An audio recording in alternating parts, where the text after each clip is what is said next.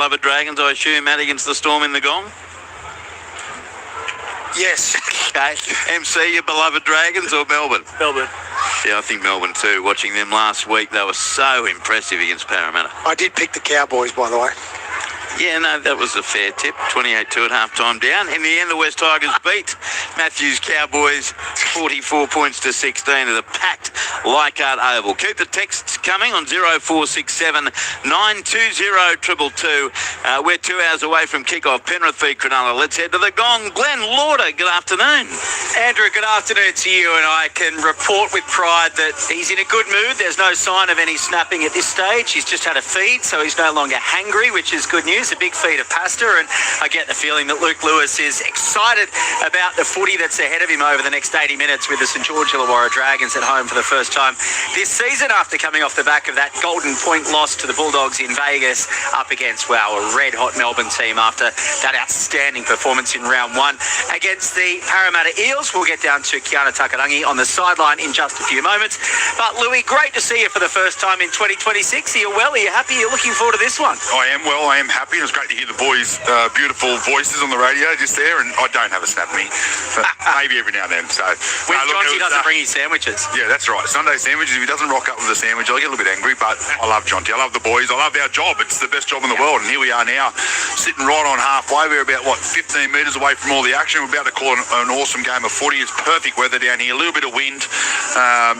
Not sure who's kicking off and which way they're going just yet, but Melbourne looked sharp again in the warm-up. I was down there in Melbourne last Thursday, got to watch them warm up. They look really good, and they put on a really good performance. And their warm up they just had then, there was no drop balls. They were looking sharp, they were looking fast. So scary signs for the Dragons, but I can't wait to see how this unfolds. Yeah, they went close last week, didn't they, the Dragons? But the reality is they finished the season with 4 straight losses last year. They've started with a loss this season as well. So Kiana Takarangi on the sideline for us this afternoon in front of their home fans. Kiana, it looks like there's a pretty decent crowd starting to build up here in Wollongong. It looks like a lovely afternoon, almost probably warmer down there than it is in the commentary box, because the air conditioning is cranking up here, and this one is a really important one for the Dragons. Yeah, absolutely it is. It's a beautiful afternoon here in Wollongong, and as you said, the fans are starting to roll in. The hill is full of red and white, and there's a few little purple patches around. But yeah, the Dragons will be looking to come away with a win at home tonight against a really impressive Melbourne Storm team. You spoke about Louis before the game. We were chatting about it off air. The back rowers in this Melbourne side, obviously losing Eli Katoa for the season is a massive loss. Sean Bloor is coming back slowly, hopefully next week from that ankle injury. But Joe Chan, who's been a bit of a big player over the last few seasons, played in the centres last year, and Ativalu Lasati were both sensational last week. Yeah, Lasati and Chan were amazing last week. The way that they ran holes, they were very energised. Their defence was great. I thought the defence on their line was really, really good. Their communication with their halves was beautiful. I just like the way that they moved, their footwork. They were strong. They just looked really good. But Parramatta were poor, so it'll be interesting to see how they go tonight. But they are coming up against Cole Flanagan, obviously Daniel Atkins. So it would not surprise me if they'd be working really hard on the inside shoulders of those two halves tonight. Yeah, Dan Atkinson obviously was pretty impressive in his first game in St. George Illawarra colours, and a real opportunity for a player like him to cement a spot in a top 17 or in a 13, because obviously he's been a bench player a lot at Cronulla over the last couple of years. Just that Melbourne side is so scary with the players that they don't have, like Alec McDonald, Marion Seve, Xavier Coates, and Sione Katoa, as well as Eliesa Katoa, I beg your pardon, as well as Sean Bloor. Like, there are a lot of players that, aren't in this Melbourne side. The depth is just incredible, and this St. George Illawarra side will have a fair bit to contain this afternoon, that is for sure, particularly if that Melbourne side gets the roll on from Harry Grant, who was so good at dummy half last week. He was outstanding last week, Harry Grant. I think he got 3 points from memory, but he was dynamite at dummy half. Every time he picks that ball up, he is threatening. He had a really good passing game. I think his combination just got better and better and better. I just love the way that he plays, and scored 2 brilliant tries from dummy half last night. But here come the Melbourne Storm as we speak. Even when he was cramping up last week, the Melbourne Storm fullback is Suafaa Longo. Will Warbrick and Nick Meaney are the wingers. Jack Howarth, Moses Leo, the centres. Cam Munster and Jerome Hughes are in the halves. Stefano Utoi Kamanu and Josh King in the front row. Harry Grant is the hooker. Joe Chan and Ativali Lasati, the second rowers, and Tui Kamikamitha is the lock forward. Their bench is made up of Tyron Wishart, Cooper Clark, Jack Hetherington, Davy Mawale, Suilangi, Tui Malatu Brown, and Angus Hinchley. And of course, their coach is Craig Bellamy in game number 608 in the National Rugby League. The Melbourne Storm making their way up towards the halfway line. They will be kicking off towards the northern end of Wollongong Stadium. So they will have, it looks like the wind in their faces in the first half, because that wind looks like it's coming from the northeast off the Pacific Ocean. Just waiting for the St.George Illawarra Dragons to be welcomed out onto Wynn Stadium. And you can hear the crowd now welcoming their side out. Their fullback, Clint Matheson, their wingers, Christian Tuipulotu and Setu Tu, Moses Sully and Valentine Holmes are their centres. Kyle Flanagan and Daniel Atkinson in the halves. Emre Gula and Toby Couchman are the front rowers. Damien Cook is the hooker. Luciano Leilua and Jaden Sewer are the second rowers. Hame Sele in jumper number 14 is the lock forward. And their bench made up of number 13, Hamish Stewart, Josh Kerr, Blake Laurie, Ryan Couchman, Lycan King Tongia and Matt Fienge. And their coach, of course, Shane Flanagan. Incidentally, Craig Bellamy has only won 53% of matches against Shane Flanagan. That is his worst record against any other coach in the NRL. Still a pretty good one. It's a positive win-loss record. Kiana Takarangi on the sideline. Who are we going for? I'm going to go with the Melbourne Storm, boys. Luke Lewis, who you got? Yeah, I can't go past Melbourne after their performance last week, and the way that they just warmed up there. I'm going off the back of that, Melbourne. Sorry, St. George Illawarra fans, or maybe, sorry, Melbourne fans, because 3-0. I'm going for the Storm as well. 0467 920 222. Kiana Takarangi, Luke Lewis. I'm Glenn Lauder. Good to have your company on NRL Saturday on ABC Sport, on local radio via the ABC Listen and ABC Sport Digital as well. So Melbourne kicking towards the northern end of Wollongong Stadium, and the St. George Illawarra Dragons will have first use of the football through Emre Gula, who takes the ball up 18 metres away from his own goal line and 10 in from what is a pretty well populated eastern hill in Wollongong this afternoon. Luciano Leilua plays it 21 away from his own goal line, and they come back into the middle of the park and have the ball 35 away in centre field. Getting up and playing it is Gula for his second hit up of the set, and they get 6 again early as well. So a good start here for the Dragons, as Jared Sutton, the referee, lets them know that they've got another full set here, 5 metres inside Melbourne's line. They come to the right-hand side through the hands of Flanagan and Gutherson, and then they get it away to Val Holmes. Holmes has the ball, 33 away from Melbourne's line. Now 10 in from the western touchline. No score after a minute. They play the ball and come back left. Flanagan is waiting at first receiver, gets it away to Couchman, and Couchman is held up in the tackle and then put on his back 30 metres away from Melbourne's line, centre field. Cook at dummy half comes right now to Flanagan.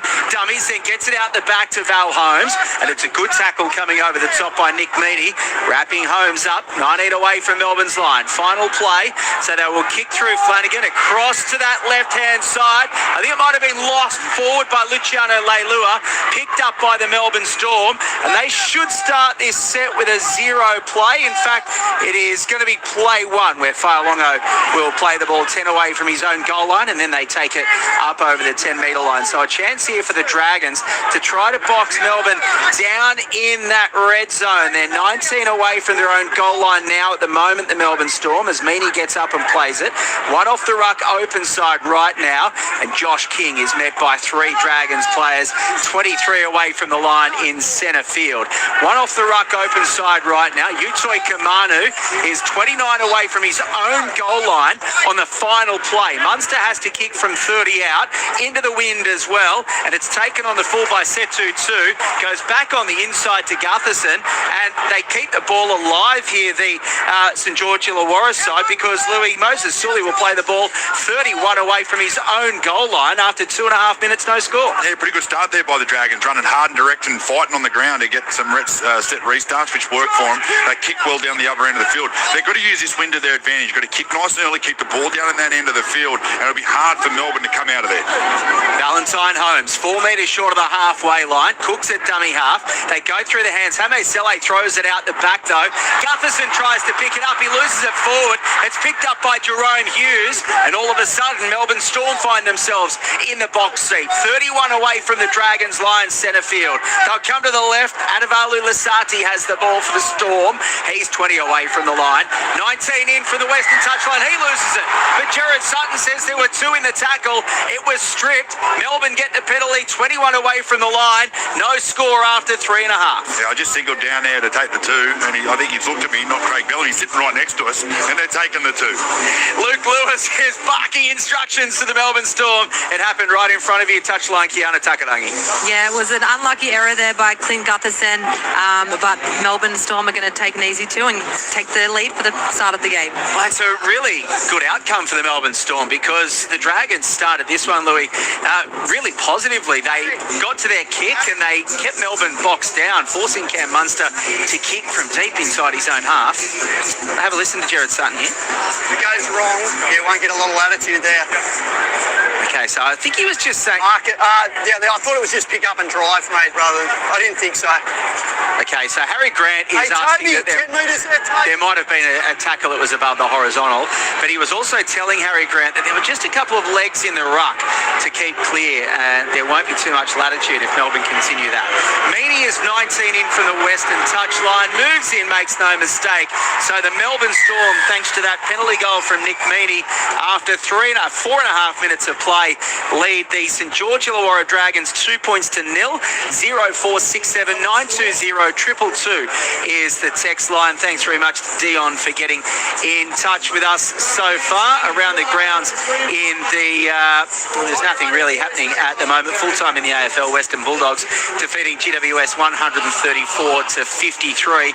Earlier in New South Wales Cup here at Wollongong Stadium, the Dragons defeated the Storm 42 points to 26, and down at Shell Harbour in Jersey Flegg, the Dragons had a 30 points to 28 win over the Melbourne Storm. And the Dragons playing from behind after that early penalty goal, so Gutherson will kick towards the southern ends of Wollongong Stadium, and the Melbourne Storm will return it through a barnstorming Stefano Utoikamanu. Takes 4 Dragons players to stop him in his tracks, 12 metres away from the southern goal line with a strong northeasterly wind. Kamikamitha takes it up towards the 20-metre line for the Storm.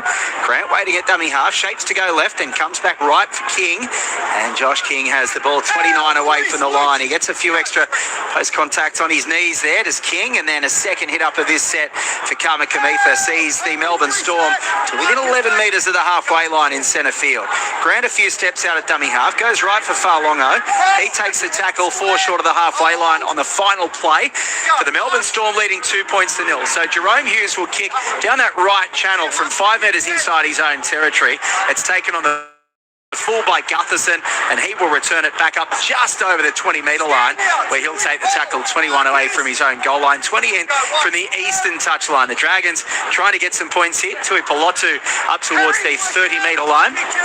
Centre field, he has the ball, gets up and has to play it off his back, so Melbourne up quickly in defence. Now they spin it right here, the Dragons. It ends up with Valentine Holmes, and he gets the ball 10 short of the halfway line, 9 in from the western touchline. Atkinson was at dummy half, one off the rack left to Jaden Sewer, and he tries to get up and play the ball. He's going to get 6 again. I thought that was one of those plants. Referees don't like it when you try to plant the ball and get up and play it. He planted it next to his body, but he said that there were Melbourne Storm players interfering. So 6 again for the Dragons. They go left. Flanagan changes direction back on the inside, and ultimately Hame Sele is held up in the tackle 31 away from Melbourne's line. The Dragons trailing by 2. Flanagan through their hands. Atkinson gets it away, and Suar's almost through a little gap.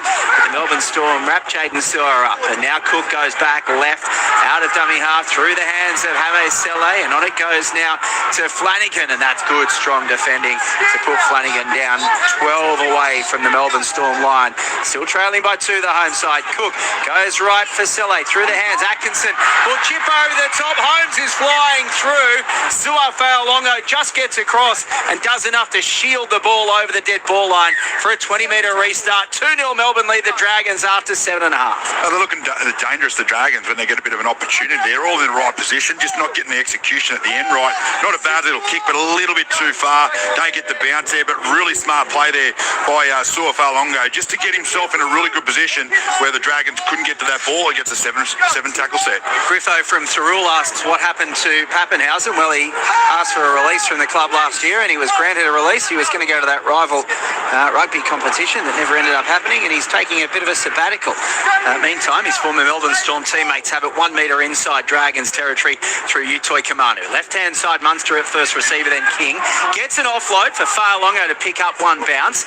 He skips away from a couple, still skipping across field, and then he almost takes a voluntary tackle. He takes a knee 9 metres inside Dragons territory centre field. We've had 8.5. Melbourne lead 2 points to 0 thanks to that Nick Meaney penalty goal. And now Tui Kamitha has the ball 33 away from the Dragons line centre field. Plays it for Grant. Right-hand side, Hughes, and then changing direction back on the inside, Jack Howarth. Howarth is 21 metres away from the Dragons line. Final play, Grant comes out of dummy half, right, and Hughes will kick to the skies. Warbrick is going up, and Tuipulotu takes it really well under heavy pressure. He landed heavily as well on his back there, did Christian Tuipulotu, and he is pretty shaky getting back to his feet. That was a really important take, Louis, as Melbourne lead 2-0. Yeah, a lot of pressure coming down on him there. Comes up with a really nice take land straight on his back, but it's important now that the Dragons get out of their own end and they get to a good kicky. They can't afford an error in this part of the field. Yeah, Melbourne will really try to muscle up in defence here and keep the Dragons boxed in. Setu 2 has it 16 away from the line, and then scooting out of dummy half, Gutherson trying to get some metres, 25 away from his line. Now Cook out at dummy half, left-hand side he goes for Leilua. Leilua has it 35 away from his goal line, 20 in from the eastern touchline. Final play, they have to kick from deep inside 40. They do have the wind at their back. Meaney takes it comfortably on the 20-metre line, up over the 30, and he's brought down 35 away from his line. 2-0 the score, Melbourne leading after 10, touchline Kiana Takarangi. Yeah, it was a good defensive set there by the Melbourne Storm. I'm liking the match-up here between Valentine Holmes and Moses Leo. Interested to see how that plays out. Kiana Takarangi, Luke Lewis, I'm Glenn Lauder on NRL Saturday. ABC Sports coverage of the Melbourne Storm travelling to St.George Illawarra Dragons here in Wollongong, and Utoi Kamanu bounces off a few, gets it away for Josh King, and good strong leg speed from Josh King up over the 30-metre line. 29 away, 24 in from the western touchline. They go to the right-hand side. Munster changes direction back to the left, and Utoi Kamanu takes the tackle 20 away from the Dragons line on the final play. Melbourne leading 2-0. Munster first receiver, right-hand side for Hughes. Through the hands, Fa'alongo grubbers towards the in-goal. Gutherson won't have to play at this one, and he tried to stay out of the way of it. He almost tried to shadow it over the dead ball line, but it bounces in the wrong direction, back into his body, and then goes over, so it's a goal line dropout. He thought it was just going to keep rolling over the dead ball line, Louis, but he copped it right in the chest and gives away the dropout. 11 gone, Melbourne 2-0. Yeah, he was in a good position, and he gets his body there just to shield it, but I don't think he realised just how far away the Melbourne Storm players were. It did take that ugly bounce straight up and hit him in the crutch, and it is a line dropout for the Dragons. Yeah, Mitch rightly says that Pappenhausen's caddying on the Australian PGA Tour, rightly so. Now this one has gone over the touchline inside the 10 metres. It hasn't made the 10. So Melbourne get to play the ball 10 away from the Dragons line. They went short to the left of the Dragons. I thought it might have just made the 10-metre line, but it didn't. And Melbourne have a full set at Dragons line. Left-hand side they come. Munster's at a wide first receiver. Gets it away to King. And King is 8 away from the Dragons line. 20 in from the western touchline. Grant left out at dummy half. Gets it away. A metre away from the line. So Grant waits for it at dummy half. Long ball right-hand side for Munster. Hughes to the line. Fa'alongo numbers right-hand side. Will Warbrick will go over and score in the corner. The Melbourne Storm have the first try of the afternoon. It's on in as well, by the way. They're coming from everywhere. Warbrick was celebrating, and then all of a sudden there were bodies everywhere. Damien Cook involved, so too Joe Chan. There's a lot of jersey grabbing at the moment. So Jared Sutton is just waiting to confirm things here. Dave Munro, the touch judge, involved as well to split the two teams, but at the moment, it seems as though we've got a try to Will Warbrick, and Melbourne will lead 6 points to 2, Louis, after 13 minutes. Yeah, well, what about the skill shown here? Christian Tuipulotu, he's on the wing, he comes up and in, he tries to stop the play, but Sua Fa'alonga, he comes up with an outstanding ball to find Will Warbrick, hits him on the chest, and it's just a foot race to the corner, puts it down as simple as you like. But even the pass from Harry Grant, it was a good 20-metre sort of lob pass and hits Munster, and then the skill out wide, just everything was perfect there from the Melbourne Storm. Scored last week, Will Warbrick. He scored against the Dragons last year as well.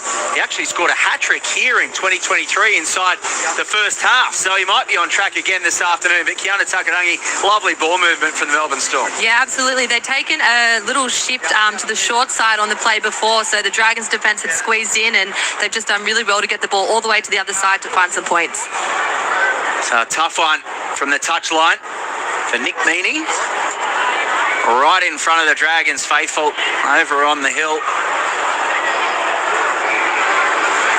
Steadying himself. You hear the boos in the background trying to put him off. Meaney moves in. Does he have the angle? The touch judges love it. They're barely moved. The flags go up. Nick Meaney's 2 from 2. Melbourne lead 8 points to 0. Glenn Louis and Kiana go the Saints. Great to have a full day of ABC footy. Cooling down up this way, Derek and Ann from Howard in Queensland. Good to hear that it's cooling down slightly. Tuning in as I make my way to Homebush for the Asian Cup quarter-final tonight. Hoping to hear a Dragons win on the way. Stephen from Engadine. Yeah, Stephen, I think a lot of people would have been hoping that the Tillies were involved in that one, but of course, a second-place finish in the group. Hope you have an enjoyable night at the soccer regardless. And yeah, nothing forthcoming after that little set 2 behind the play as Warbrick went over. And the Melbourne Storm, the first try of the afternoon, leading 8 points to 0. They were relentless last week against Parramatta, and they look dangerous now. They have a penalty as well from the first play after the try. Stefano Utoi-Kamanu wins the penalty for his side, and Louis, Melbourne Storm get an easy piggyback out of their own end. Yeah, you don't want to do that with the Melbourne Storm. They just get points, and you give them a penalty on play 1, they kick upfield, and all of a sudden they're putting an attacking kick on your line. So they need a big defensive set here, the Dragons. Yeah, they certainly do. They're on the back foot a little bit here, and we know what the Melbourne Storm are like when they get a sniff of it. Joe Chan is going to play the ball. Toby Couchman was just told to clear the ruck by the referee, and they can continue on. 4 metres short of the halfway line already here, the Melbourne Storm. Kamikamitha plays it for Grant, dummy half, left-hand side Hughes. Now King takes another strong carry up over the halfway line. So 3 metres inside Dragons territory. Left-hand side they come, Lasati, and he makes another strong carry. 30 metres away from the Dragons line now. 17 in from the western touchline. Grant's at dummy half. Right-hand side Munster back on the inside for Utoi-Kamanu. Gets the offload as well. King backing up. Josh King still goes across field. Tries to straighten on his run. Then takes the tackle 26 away from the Dragons line. Grant goes short right-hand side out of dummy half for Hughes to put the high kick up. Gutherson can't control it. It ends up with Jack Howarth and scores. Jared Sutton might go upstairs here to see if there was a Melbourne hand. No, he's going to point to the spot. Jack Howarth has scored the Storm's second try. And it's an uncharacteristic error from Clint Gutherson going up for the high ball that gives Melbourne a 12 points to 0 lead with a kick to come, 15 and a half gone. Oh, it's just a great kick here from Jerome Hughes. Down a short side, 25 out from the line, puts it up nice and high, gives it plenty of hang time. Gives a lot of time there for Will Warbrick to come down, does not take his eyes off the ball, comes out backwards. I even think it hits Gutherson in the back of the head and lands straight into House's hands, and that is a nice little try. Now, it was off the back of a shoulder, but that is try time. Yeah, Will Warbrick does an outstanding job to get above Gutherson and knock that one back. He really picked his pocket, and geez, Kiana, this scoreline suggests it might get dangerous for the Dragons. Yeah, definitely. It's been a bit of a tricky start there for the captain, Clint Gutherson, but excellent work there by the Melbourne Storm. It's the second time they've peppered that left edge with a high ball, and they've come away with some more points. Yeah, Jack Howarth struggled a little last year with that dislocated shoulder. He had all sorts of problems last year. They found a tumour when they went into do surgery on his appendicitis. In and out all season with multiple injuries. But try in back-to-back games to start the 2026 season. And the Melbourne Storm, 12 points to 0 leaders over the Dragons. After 16 and a half minutes of play, they have started outstanding this afternoon in Wollongong. Mini is 2 metres in from the eastern touchline, slightly easier by about 30 centimetres than his previous attempts. Dragons fans trying to put him off again. Moves in, hits this one. The touch judges don't like this one. The flags are waving it away, so Mini 2 from 3. Storm 12 points to 0 after 17 minutes. 0467 920 222 is the text line if you want to get in touch. Around the grounds in the AFL earlier, Western Bulldogs defeated GWS 134 to 53. And there is a few games going on at the moment. Now half-time, Fremantle leading Geelong 74-52. First half of Super Rugby Pacific, Highlanders leading the Crusaders 15-12. Second half New South Wales Cup with Newtown leading Penrith 24 points to 6, and wins in the Queensland Cup for the Dolphins and the East Tigers. That was Brisbane Tigers these days. Here we go back at Wollongong. Melbourne leading 12 points to 0, and Harry Grant will scoot out of dummy half on the second play. He makes it to 25 away from his own goal line before he takes the tackle, and then they go to the left-hand side, the Melbourne Storm, where it is Lasati being wrapped up about 30 metres away from the line. Grant back at dummy half, open side right for King. King takes the tackle, centre field 10, short of the halfway line. Grant dummy half again. One off the ruck, right-hand side for Kamikamitha towards the halfway line. Final play for the Melbourne Storm, leading by 12, so Hughes will have to kick from dead set in the centre of Wollongong Stadium. High up it goes, taken by Tui Polotu, and he advances it to 16 metres away from his own goal line. 10 in from that eastern touchline, where Flanagan goes back to act as dummy half and then gets the ball one off the ruck, up over the 20-metre line they go. And Moses Sully plays the ball. They continue to go one off at the moment here, the Dragons, as they try to get away from their own end. Setu 2 wins 6 again for his side, 30 away from the line. So that's a really good outcome for the Dragons, because they were on the back foot there. And then Flanagan, good run out of dummy half, makes about 12 or 13 metres. I beg your pardon, Holmes plays the ball 5 short of halfway. So the Dragons now getting Melbourne on the back foot slightly. 2 metres inside Storm territory, where Jaden Sewell will get up and play the ball. Cook tries to get the markers offside. The fans want something here. The referee's allowing play to continue, and they go to the left-hand side through Luciano Leilua. Takes the tackle 32 metres away from Melbourne's line. 20 in from the eastern touchline now. They go one off the ruck, right-hand side, and Emre Gula, who hasn't had much of the football this afternoon, is held up in the tackle, 20 away from Melbourne's line. The Storm lead 12-0, but the Dragons attacking through Flanagan, gets it away to Sewer. The flick pass out the back is touched by Melbourne, dived on by Atkinson. 6 again for the Dragons. Holmes is at dummy half, Flanagan's at first receiver, then back on the inside for Hamed Saleh. Takes the tackle, 12 away from Melbourne's line. Probably the best chance of the game the Dragons have had so far. Atkinson, right-hand side, Jaden Sewer. He's only 4 away from the line, 10 in from the western touchline. Trailing by 12 points to 0, they get another full set here, the Dragons. Too slow to get off the tackled player. They spin it to the left. Flanagan gets it away to Gutherson. Have they got the numbers? I think they will. The last pass from Sully to Tuapolotu, and Tuapolotu goes over in the corner for the Dragons. One of the first times they find themselves down this end of the field, and they come up with 4 points.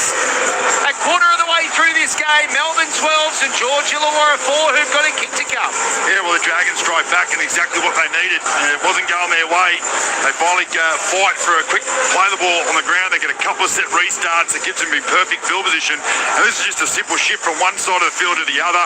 Gutherson does a great job. The back row there, Luciano Leilua runs a really nice line, which creates the 2-on-1 opportunity, gets their centre scrambling, and then it comes up for really nice passes there, Moses Sully. Fine Christian Tuipulotu goes over pretty much untouched. Yeah, just the way that Gutherson took the ball to the line and dragged that extra defender in on that right-hand side.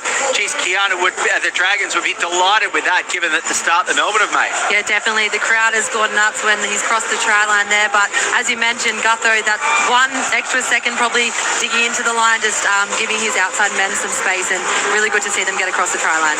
So Valentine Holmes will be the man who has to add the extras from right on that eastern touchline. Tell you what, if you bought a ticket on that Eastern Hill, you've had value for your money so far, because all 3 tries have been scored right on that edge. 2 on Melbourne's right side and now 1 on the Dragons' left side. 19 to go in the first half. The Dragons have found their way back into this. 12 points to 4 they trail. Holmes can make this a 6-point ball game. Christian Tuipulotu scored 8 tries in just 9 games last season with all those hamstring issues, both his left and right hamstring costing him games last year. Booze for Valentine Holmes as well. You would have thought that the crowd would have been behind him. This one looks okay, but it just didn't curl around enough. So Holmes is unable to add the extras. 12 points to 4 it remains. Melbourne leading the Dragons after 21 minutes around the grounds in the AFL third quarter. Fremantle leading Geelong 74-52. Quarter time in semi-final game 2 of the NBL. Adelaide leading that series 1-0, and they lead Southeast Melbourne Phoenix 30 points to 19. First half A-League men, Newcastle and Auckland locked at 1-1. Second half A-League women, Wellington Phoenix 3 lead Brisbane Roar 0. And in Super Rugby Pacific, first half Highlanders leading the Crusaders 15-12. Second half New South Wales Cup, Newtown leading Penrith 24 points to 12. Back underway, and it's a strong carry from the restart by Emre Gula. Takes it up towards the 20-metre line. He's 19 away from his own goal line. Gets up and plays the ball for Cook at dummy half. Gets it away to Leilua. And Leilua's got the defender's arm around his neck, but he gets up and plays the ball. Harry Grant loses the headgear, but he races out a marker to effect that tackle on Cook. They play the ball here, the Dragons. One off the ruck right-hand side for Couchman, and he's 6 metres away from the halfway line. So a good start after points here for the Dragons. Atkinson changes direction back on the inside for Jaden Sewer, and he takes 3 Melbourne players, including Munster and Grant, just over the halfway line. So a metre inside Melbourne territory on the last. The Dragons fans wanted 6 again. Jared Sutton said, no, this one might go out on the full from Atkinson. It does. He's upset with himself. He had a really narrow channel to work in. He kicked it from about 11 inside that western touchline, and it goes into touch on the full, 10 away from Melbourne's line. So the Storm will get to play the ball 2 inside Dragons territory. Louis, they lead 12 points to 4. Yeah, well, the wind definitely kicked in there. You could see it sort of pushing it towards the sideline, then it pushed it probably about 5 metres out. He was filthy on himself, Daniel Atkinson, but you've got to make sure you execute those kicks coming out of your own end against a team like Melbourne. They will make you pay. This will be very important defensive set here for the Dragons. Yeah, well, look where they can start it from. 37 away from the Dragons line, and they get another 6 again, albeit on the first play. So it won't make a huge amount of difference, but it does give the Storm another sniff. Here's King to within 26 of the Dragons line. Melbourne leading 12 points to 4. They come left. Munster back on the inside. Barnstorming Kamikamitha. He's 16 away from the line and 23 in from the western touchline. Plays it for Grant. Right-hand side for Munster. He gives the big don't argue to Gula. Still going is Munster, and he's held up in the tackle now. 11 away from the Dragons line, centre field. Grant's waiting at dummy half. He goes right-hand side for Hughes. Try to put the grubber in. It might have been knocked on. No, it wasn't by Luciano Leilua. Must have come off the body of the Dragons' left edge. He dives on it fortuitously nicely for the home side, takes the tackle 10 away from his own goal line. So the Dragons now will have to work it out of their own end. 12-4 they trail, 16 and a half to go in the first half, and they have the ball 20 away from their own goal line in centre field through Setu 2. One off the ruck left-hand side they go for Christian Tui Pilotu. He takes the tackle 30 away from his line in centre field.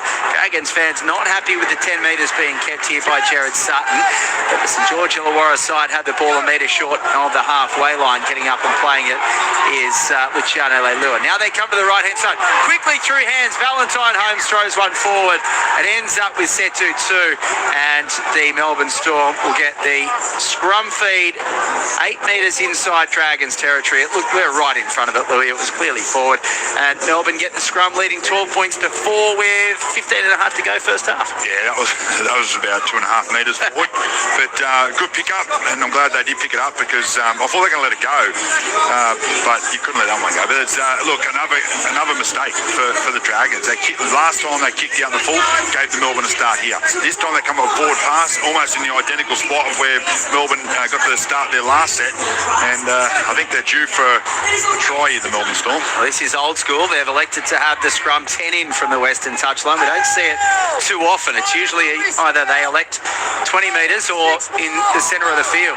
But they get 6 again here, Melbourne. Munster plays it 10 inside Dragons territory. They go to the right-hand side, and getting up and playing the ball over on that far side is Joe Chan. They come back in, one off the ruck left-hand side, back towards the centre of Wollongong Stadium. 22 away from the line, King gets up and plays it. Back on the inside from first receiver at Hughes, linking up with Utoi Kamanu. And Utoi Kamanu is brought to ground 19 short of the Dragons line. He has lost the ball as he was trying to get up and play it. They may think about challenging here. The Dragons are celebrating. Utoi Kamanu is disappointed with himself. He thought there might have been a hand in it, but I think that was a pretty weak plea from Utoi Kamanu. They're not going to challenge, and the Dragons will get the scrum feed. 16 away from their own goal line, trailing 12 points to 4, 14 to go first half. Yeah, well, he couldn't challenge that one because he would have lost. That was just a loose carry in the as he was going to get up and play the ball. And I think the Dragons, well, they'll be cheering there in that situation because it was something set up to that right-hand side, and Sua absolutely screaming for the ball. 0467 920 222. Kiana Takarangi, Luke Lewis, I'm Glenn Lauder.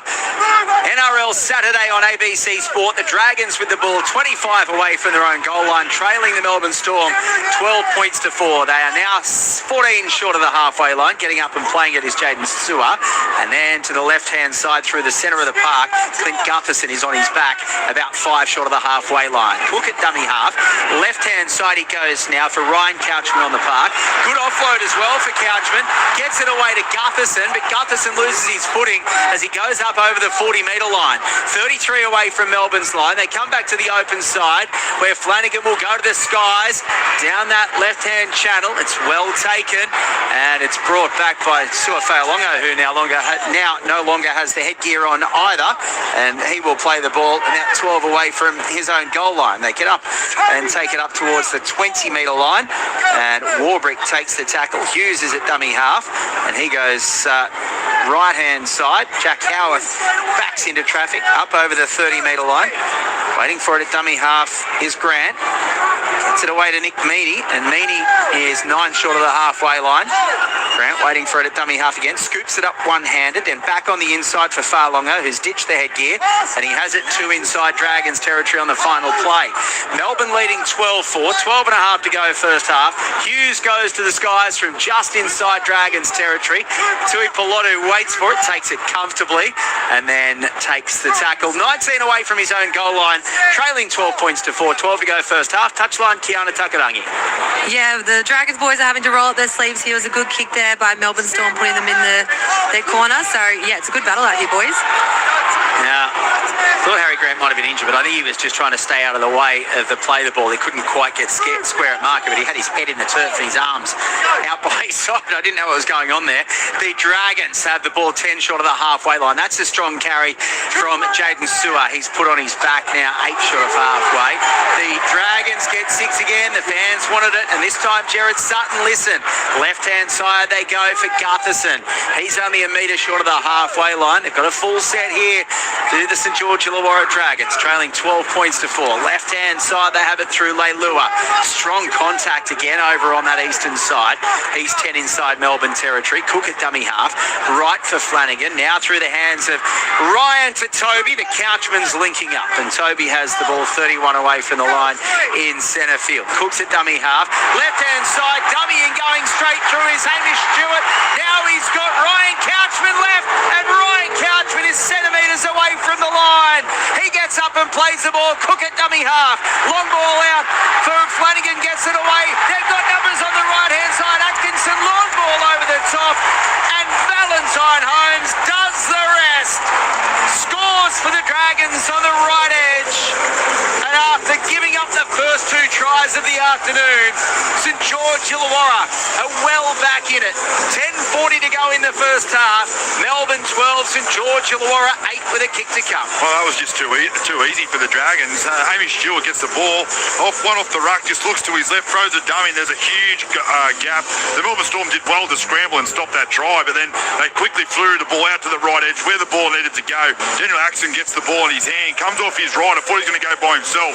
I actually thought he blew it for a split second, and then he throws his beautiful left to right pass, hits Valentine Holmes on the chest, and it's an open try line for Val Holmes. So good way for the Dragons to strike back, and they are looking pretty dangerous with ball in hand when they're attacking the Melbourne line, and they're getting a few little things go their way with their set restarts at the moment. So they've got to use this to their advantage. Well, yeah, one thing Melbourne would be concerned about, the Dragons have barely been down there, and when they have been down there, Kiana, they've come up with 2 tries. So the Dragons certainly plenty to be happy with. Yeah, definitely. They're playing some really good footy, but they have probably been their own worst enemies with a lot of errors in their game so far. But that was a really impressive left to right long ball there by Daniel Atkinson for a great try by the Dragons. And Valentine Holmes now with a chance to convert his own try. 6 tries last season, scored against Melbourne in round 4, and this is now 4 straight games that he has scored against the Melbourne Storm. He loves playing against the Purple. Of course, his season ended in round 15 with that shoulder injury last season. He's got 4 metres in from the western touchline now, Valentine Holmes, with a chance to make it a 2-point ball game. 9.5 to go in the first half. He hits it, thought he was going to get a bit of fade back, but it doesn't fade well enough. So the score remains 12 points to 8. He is none from 2 so far.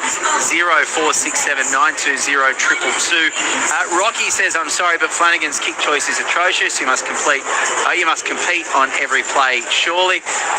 You might be referring to that kick that went out on the full earlier. That was Daniel Atkinson, but I appreciate the text message, Rocky. And a big shout out to my brother Boof in Mudgee. Go our Dragons. Sandy from Umungary. Thank you, Sandy.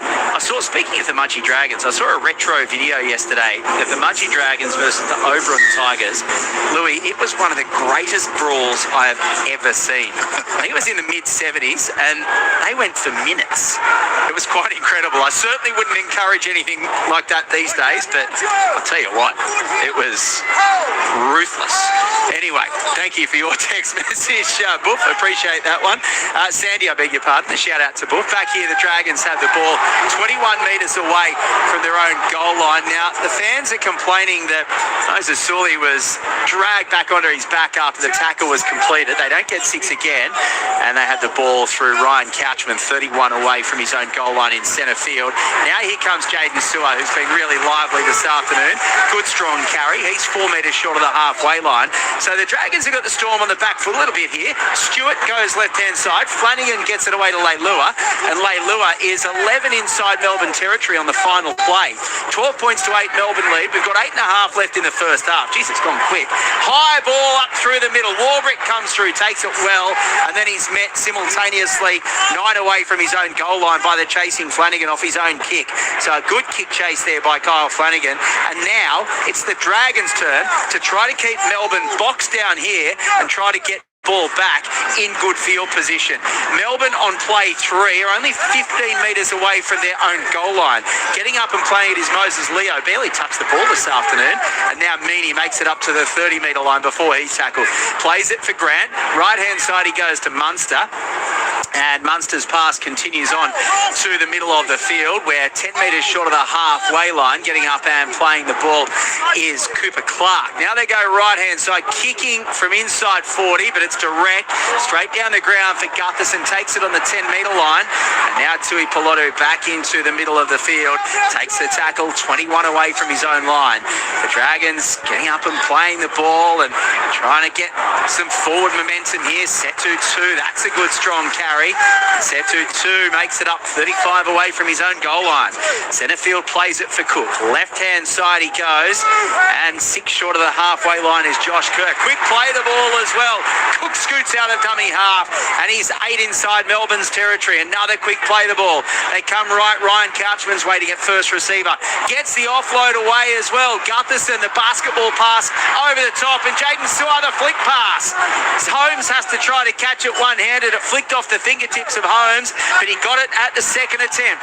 Gutherson dummy half. Left-hand side, Atkinson was whacked as he got the kick away, and they will get the penalty, the Dragons, 10 away from Melbourne's line. Atkinson was cleaned up after he kicked the ball, and the Dragons have full set here at Melbourne's line.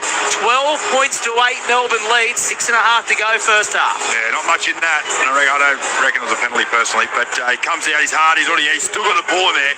He comes up with a penalty, but it's a really good opportunity again for the Dragons. Every time they've been here and they've had a full set, what they've done, they've scored a try. Well, I whinged about it a few times last year. We'll come back to it because they take the tap quickly, and Ryan Couchman has it 8 metres away from the goal line. Even if the contact is minimal and the kick is in the air, it'll be a penalty. And I don't know whether it's right, but that's the way it is. Left-hand side, they have it.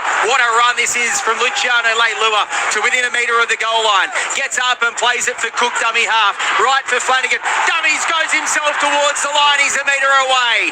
Kyle Flanagan brought to ground by his opposite number, Munster, and he's hurt.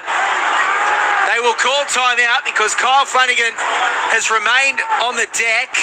He's in a bit of discomfort here.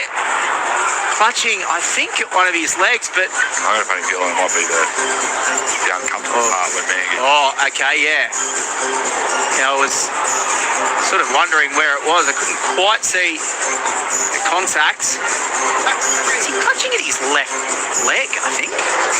I think it might be his left knee, but Kiana Takarangi touchline. The Dragons, once again, finding themselves in really good areas. Yeah, it looks like Kyle Flanagan got a little bit of a hip drop on his left ankle by, I can't quite see who it was, but yeah. Might have been Cam Munster was... Toby Couch, Josh King has fallen on his left ankle in that tackle. Okay, so he is hobbling in quite a bit of pain here, Kyle Flanagan. And this is that interesting situation where teams are now able to take a half and an outside back onto their extended bench. Like in King Tongia is on the bench for the Dragons this afternoon. Flanagan is going to be able to continue and play the ball for now. So it's play 3, and the Dragons are a metre away from the line through Josh Kerr. 12 points to 8, they trail. 5.5 to go first half. Cooks at dummy half. Right, Atkinson dummies changes direction back towards the posts. He's 5 away from the line, and he's slow to get up and play the ball. Too slow, the Melbourne Storm players. He stays on the ground as well here, Atkinson. Got 6 again for his side, and now he is clutching at his right ankle. So we've had Flanagan, of course, playing on the left as a 5'8" with his left ankle, and now the right ankle for the right-sided player Daniel Atkinson within about 3 plays of each other. 12 points to 8, 5 minutes to go first half, Louis. I don't know how many set restarts have been happening in this first half. It feels like there's been a lot of 6 again coming the Dragons' way, and I suppose a little bit to the Melbourne, but it just feels like there's been so many of them. But another stoppage here, but the good thing is it does look like Atkinson is getting back to his feet. So Melbourne have given away 5 to St.George Illawarra's 3. So there's been 8 in this first half, which is quite a lot. Yeah. Atkinson is now back on his feet. Plays the ball 5 away from the line. It is play 0. 6 again, they receive the Dragons. Kerr looks for an offload. He doesn't need to look for an offload, given they still have a full set. They're only 3 away from Melbourne's line, trailing 12 points to 8. Cooks at dummy half. Right for Flanagan, looks to have shaken off his ankle injury. Continues on for Sewer, and Jaden Sewer's 9 away from Melbourne's line. Cook dummy half, left-hand side, Hamish Stewart gets it away, Flanagan. Luciano Leilua, on it goes to Sully, and Gutherson scores! Once again, they shift from right to left. Great hands from the St.George Illawarra Dragons, who trailed at one stage 12 points to 0, and they have now levelled it up. It's 12 apiece, 4.5 to go first half, and the Dragons have a kick to come. Yeah, they look good, the Dragons, every time they're down here, but everyone doing their job nice and well. They just look at that. They're just looking at the lines again. The lines that they're running, the Dragons, they're running at 100 miles an hour. They're pulling everyone in, which is creating space out wide. Beautiful little overs line there by Moses Sully, and then spins out attack and a nice little offload to the fullback and Clint Gupston, who gets a really good catch on it and sees an opportunity just to dive over in the corner and slams it down. It's try time. Yes, the Dragons have been really impressive in this first half, Kian. Yes, they have, and it was a really nice little flick pass there at the back by Moses Sully to set up his captain, Clint Gutho, with a nice wingers finish that was in that left corner. I don't think he'd like to be known as a winger, that's for sure. Clint Gutherson, but yeah, we take your point. It was a good one right next to the corner post. He goes so close to the line. He does a great job to get that down. I assume fullbacks practice with the wingers at training, diving over. We obviously know Xavier Coates, how much work he did last year in particular, but surely the fullbacks are involved in that try scoring in the corner. Yeah, I reckon all the outside. And the centres, yeah. Yeah, great try from Clint Gutherson. 7 tries last season. In fact, his worst return in the NRL since 2018. So 1 so far this season. On track to maybe better that in 2026. Valentine Holmes, once again, right on that eastern touchline. 3 minutes 16 to go in the first half. Can the Dragons lead for the first time this afternoon? Steadies himself, moves in and strikes. This one, is it across the face? It's a goal. Valentine Holmes has nailed that one. I thought it was going to go across the face, but it is a beautiful kick from Valentine Holmes, and the Dragons do lead 14 points to 12. 0467920222. Hi team, the old time brawls were oh so bad and so good at the same time. What a dilemma, Gaz. Yeah, appreciate that text message. Thanks, Gaz. Storm have got another Temora player, Angus Hinchy. When is the NRL coming to Temora? Time to reward this town's incredible efforts, says Rabbit Murray. Of course, the great Trent Barrett, Temora legend as well. And Angus Hinchley in line to come on for the Melbourne Storm in jumper number 20 this afternoon. Meanwhile, the Dragons have the ball 21 away from their own goal line in centre field. There's 2 minutes 50 to go in the first half, and they lead 14 points to 12, and you can hear the Dragons fans getting behind their side as well. Josh Kerr, 10 away from the halfway line, centre field, getting a good play the ball as well for Cook to get it out to Hamish Stewart. The pass goes out the back to the try scorer Clint Gutherson. He takes the tackle a metre short of the halfway line. Plays it for Cook again.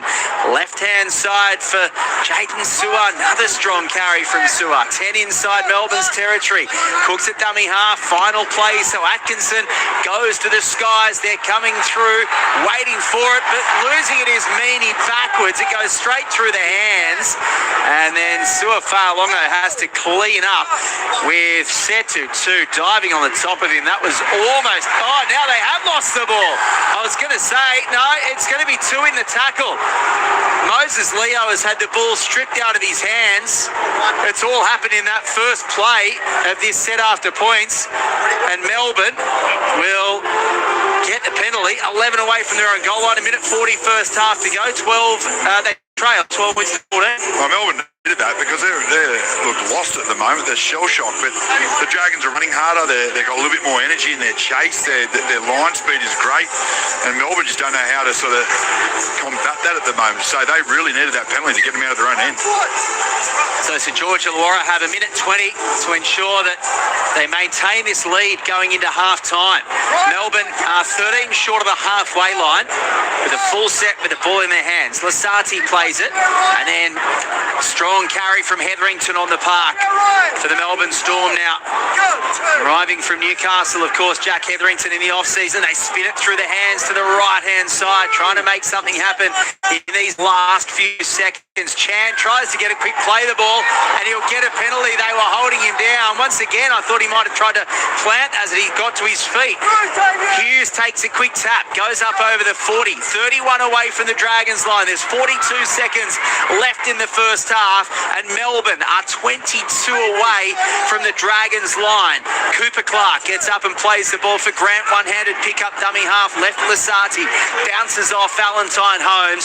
3 Dragons in the end bring him to ground.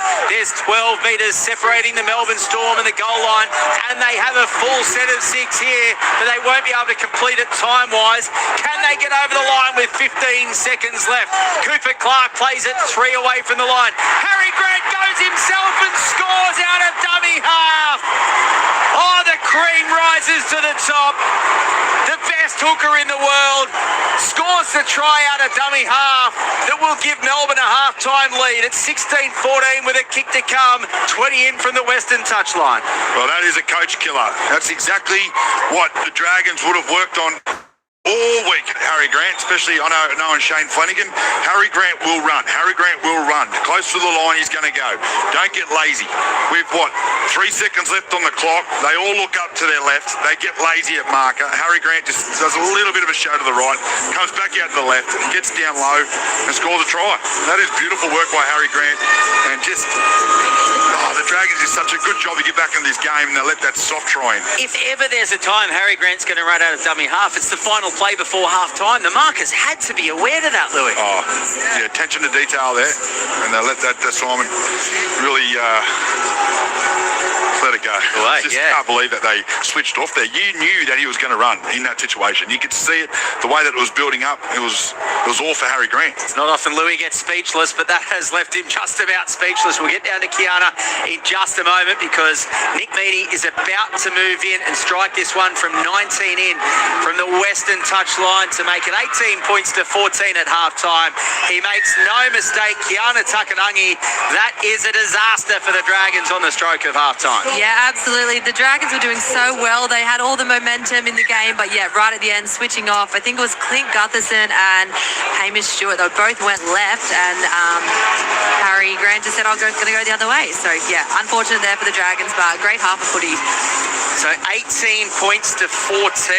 It is 3 tries apiece, but it has been goal kicking the difference. Nick Meaney with 3 from 4. One of those a penalty goal that gave the Melbourne Storm that early 2 points to 0 lead, and Valentine Holmes is 1 from 3. Luke Lewis, it's been a real arm wrestle, but the St. George Illawarra Dragons did dominate for large parts of that half.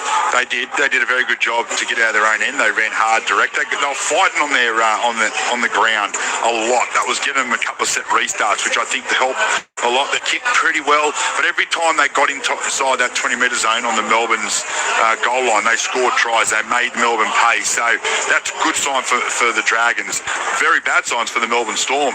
I haven't seen Melbourne sort of be that soft in defence. So a couple of soft tries for Melbourne. I reckon Craig Bellamy will get into them, but he'll be happy with the way that they finished that half. Especially close to the line, yeah. St. George Illawarra, I beg your pardon, have had 56% of the ball, completing at 80%. Melbourne have completed 19 of their 20 sets and have had 3 offloads compared to the St. George Illawarra's 5. In defence, the Dragons have made 168 tackles, missed 16. Melbourne have made 177 and missed 20. 4 errors for the Dragons to Melbourne's 2. Melbourne leads the penalty count 4-1, and as I mentioned, Melbourne have given away 6 repeat sets to St. George Illawarra's 4. Around the ground, rounds in the New South Wales Cup. Second half, Newtown leading Penrith 32-16.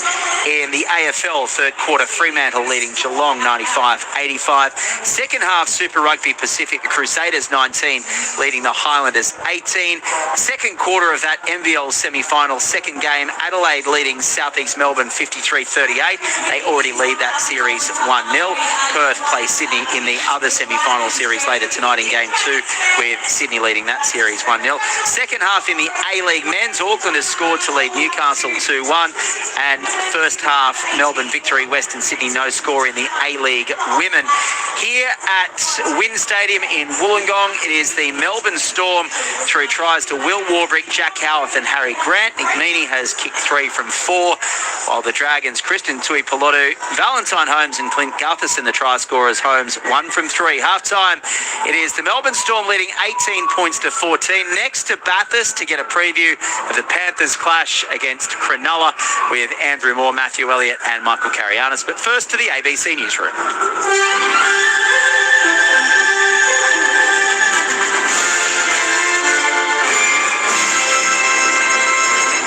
Hello, this is ABC News with David Rowlands. White House AI czar David Sachs says the US should declare victory and get out of its war on Iran. It's a rare instance of a prominent figure in President Donald Trump's administration calling for an exit from the Iran conflict. He says the US has degraded Iran's military capabilities and should now try to find the off-ramp. The US and Israel launched their joint aerial attack on Iran on February the 28th, and Iran has responded with strikes on Israel and other countries in the Middle East hosting US bases. The consumer watchdog will meet with petrol companies next week amid concerns that consumers are paying too much at the bowser. The Australian Competition and Consumer Commission has written to businesses, including 7-Eleven, Ampol and BP, seeking information about recent price hikes. The war in the Middle East has seen the price of oil pass $100 US a barrel. However, the ACCC says some petrol prices appear to have risen too quickly, and penalties will apply if consumer laws have been breached. A rights group says Cuba has released 2 political prisoners under a deal brokered by the Vatican. It follows an announcement from the communist island nation earlier this week that it will release more than 50 political prisoners. It comes as Cuba's president says talks are underway with the Trump administration as the country grapples with a massive energy crisis under a US oil embargo. This woman's husband is one of the released prisoners who was jailed 5 years ago for taking part in anti-government protests. A lot of time has passed, and the child, thank goodness my husband is going to be able to see his son enter school for the first time, and I feel good. I have him by my side now. A 44-year-old inmate has died after being found unresponsive in his cell at Bunbury Regional Prison in WA's southwest. The man is believed to have suffered a medical episode. He received first aid from staff and ambulance crews before being taken to hospital, where he was later declared dead. Police say preliminary reports do not indicate any suspicious circumstances. A report will be prepared for the coroner. An investigation is underway after a man was found dead inside a home in central western New South Wales, along with a woman who was critically injured. They were discovered in the Wellington home at around 8 o'clock this morning after reports of a concern for welfare. The man was believed to be aged in his 70s, as is the woman. She was treated at the scene before being airlifted to hospital, where she remains in a critical condition. Officers conducted an extensive search of the area and arrested a 30-year-old man in a fast food outlet. He was taken in for questioning. The Northern Territory's Chief Minister says she'll be meeting with federal government ministers next week to discuss funding to repair infrastructure damage by flooding in the NT. Floodwaters have subsided in Katherine, where homes and shops are damaged, while major flood warnings are still in place for the Daly and Georgina rivers, as well as the Eyre Creek. Leah Finocchiaro says it's too early to know the full extent of the damage across Northern Territory communities. I will be travelling to Canberra tomorrow to meet with the Infrastructure Minister and the Treasurer. These are obviously big topics and major infrastructure will be required, but I can confidently say to Territorians that the Territory Government will do the fair share. A trial of ticketless travel will start on several Victorian train lines from Monday, allowing commuters to pay for travel with their smartphones, debit or credit cards. The tap-and-go technology will be available for full fares on the Metro Craigieburn and Upfield lines, as well as the regional Ballarat and Seymour V-line routes. The trial will last until the end of April, and there's no set date for when it will be rolled out statewide. Public Transport Minister Gabrielle Williams says the public trial will help ensure that there's full confidence in the tap-and-go technology. We've taken a progressive approach to the rollout of this new technology to make sure that we're minimising disruptions for Victorian passengers as we do it, building confidence and ultimately giving us the safest pathway to switching on a very significant change to our public transport network. Indonesian MP Andreas Hugo Pereira has strongly condemned an acid attack on a government official in Jakarta on Thursday. The attack on Andre Yunus, the Deputy Coordinator of the Commission for Missing Persons and Victims of Violence, was carried out by an unidentified person. Mr Pereira says police must immediately conduct an investigation to uncover the perpetrator and the motive behind what he's described as a brutal and deeply inhumane attack. Exciting, rule-breaking, shaping who we are. When the song was released, it was banned. Inspiring arts in When the War is Over. Take 5 with Zan Rowe and the new season of The Piano. It's fabulous. Creativity and so much more on ABC iView. ABC sports coverage of the 2026 NRL Premiership. Grant waits for it at dummy half. Long ball right-hand side for Munster. Hughes to the line. Fairlongo numbers right-hand side. Will Warbrick will go over and score in the corner. The Melbourne Storm have the first try of the afternoon. They get another full set here, the Dragons. Too slow to get off the tackled player. They spin it to the left. Flanagan gets it away to Gutherson. Have they got the numbers? I think they will. The last pass from Sully to Tuapolotu, and Tuapolotu goes over in the corner for the Dragons. One of the first times they find themselves down this end of the field, and they come up with 4 points. Ryan Couchman is centimetres away from the line. He gets up and plays the ball. Cook at dummy half. Long ball out for Flanagan, gets it away. They've got numbers on the right-hand side. Atkinson, long ball over the top, and Valentine Holmes does the rest. Scores for the Dragons on the right edge. There's 12 metres separating the Melbourne Storm and the goal line, and they have a full set of 6 here, but they won't be able to complete it time-wise. Can they get over the line with 15 seconds left?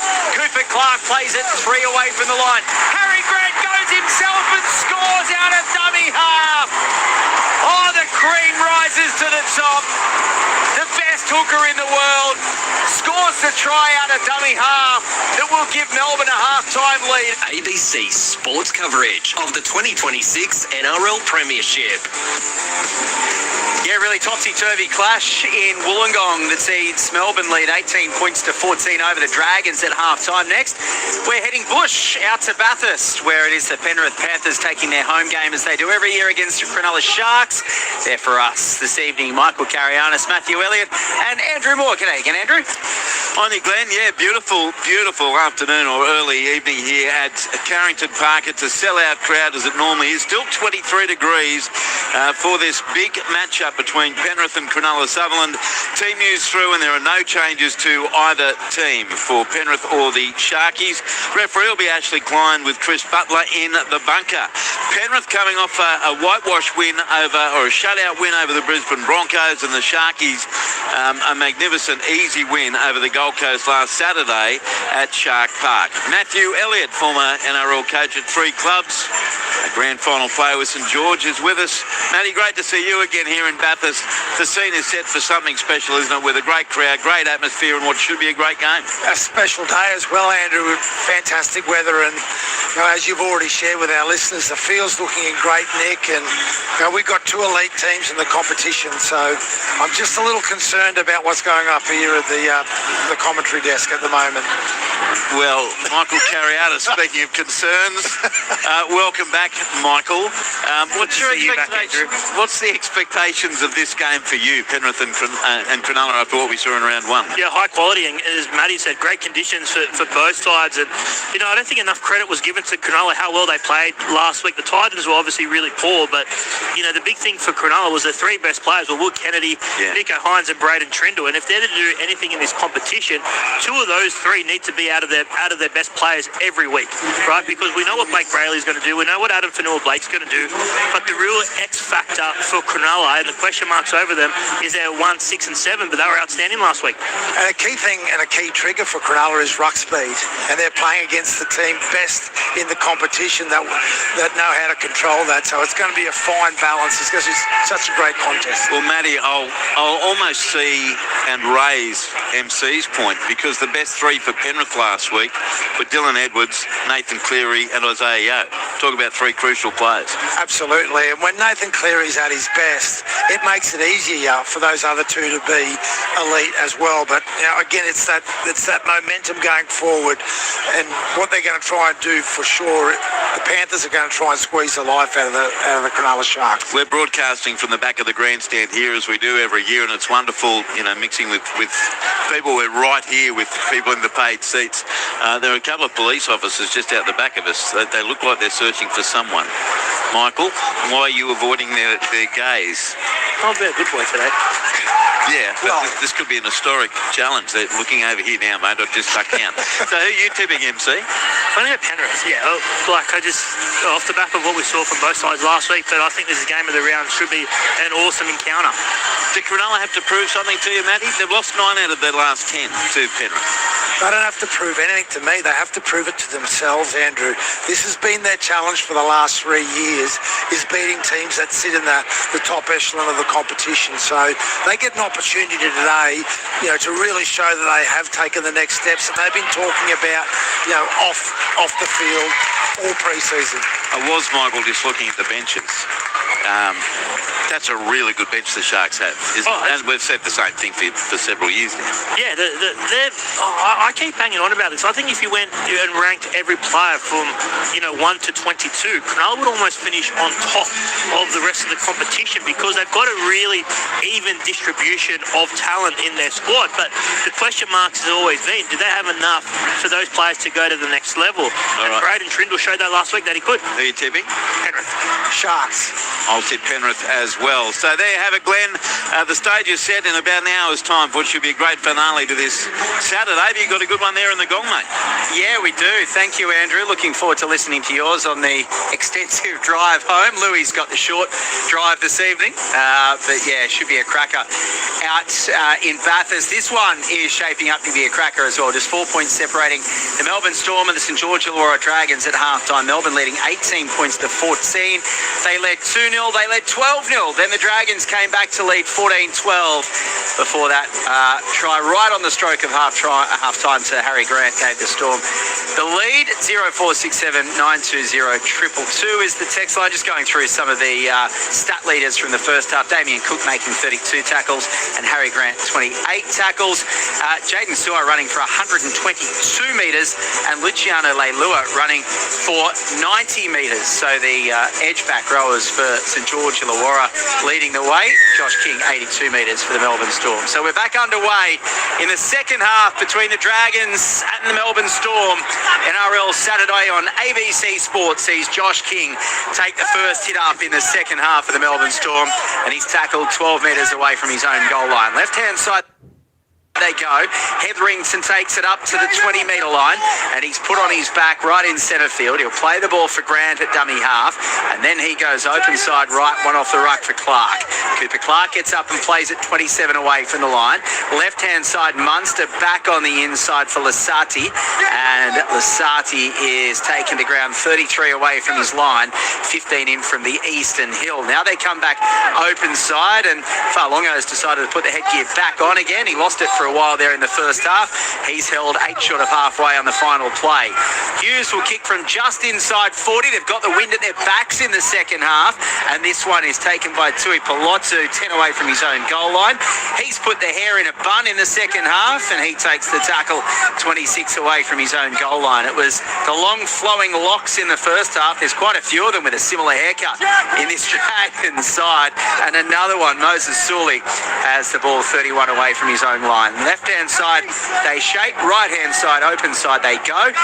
And Luciano Leilua, another one of the long hair brigade, plays at 8 short of halfway. They continue to the right-hand side now. Sua gets a good offload away to Damien Cook backing up, and then a strong straightening run from Hamish Stewart, 10 inside Melbourne's half. He gets up and plays it for Cook at dummy half. Left-hand side, Gutherson.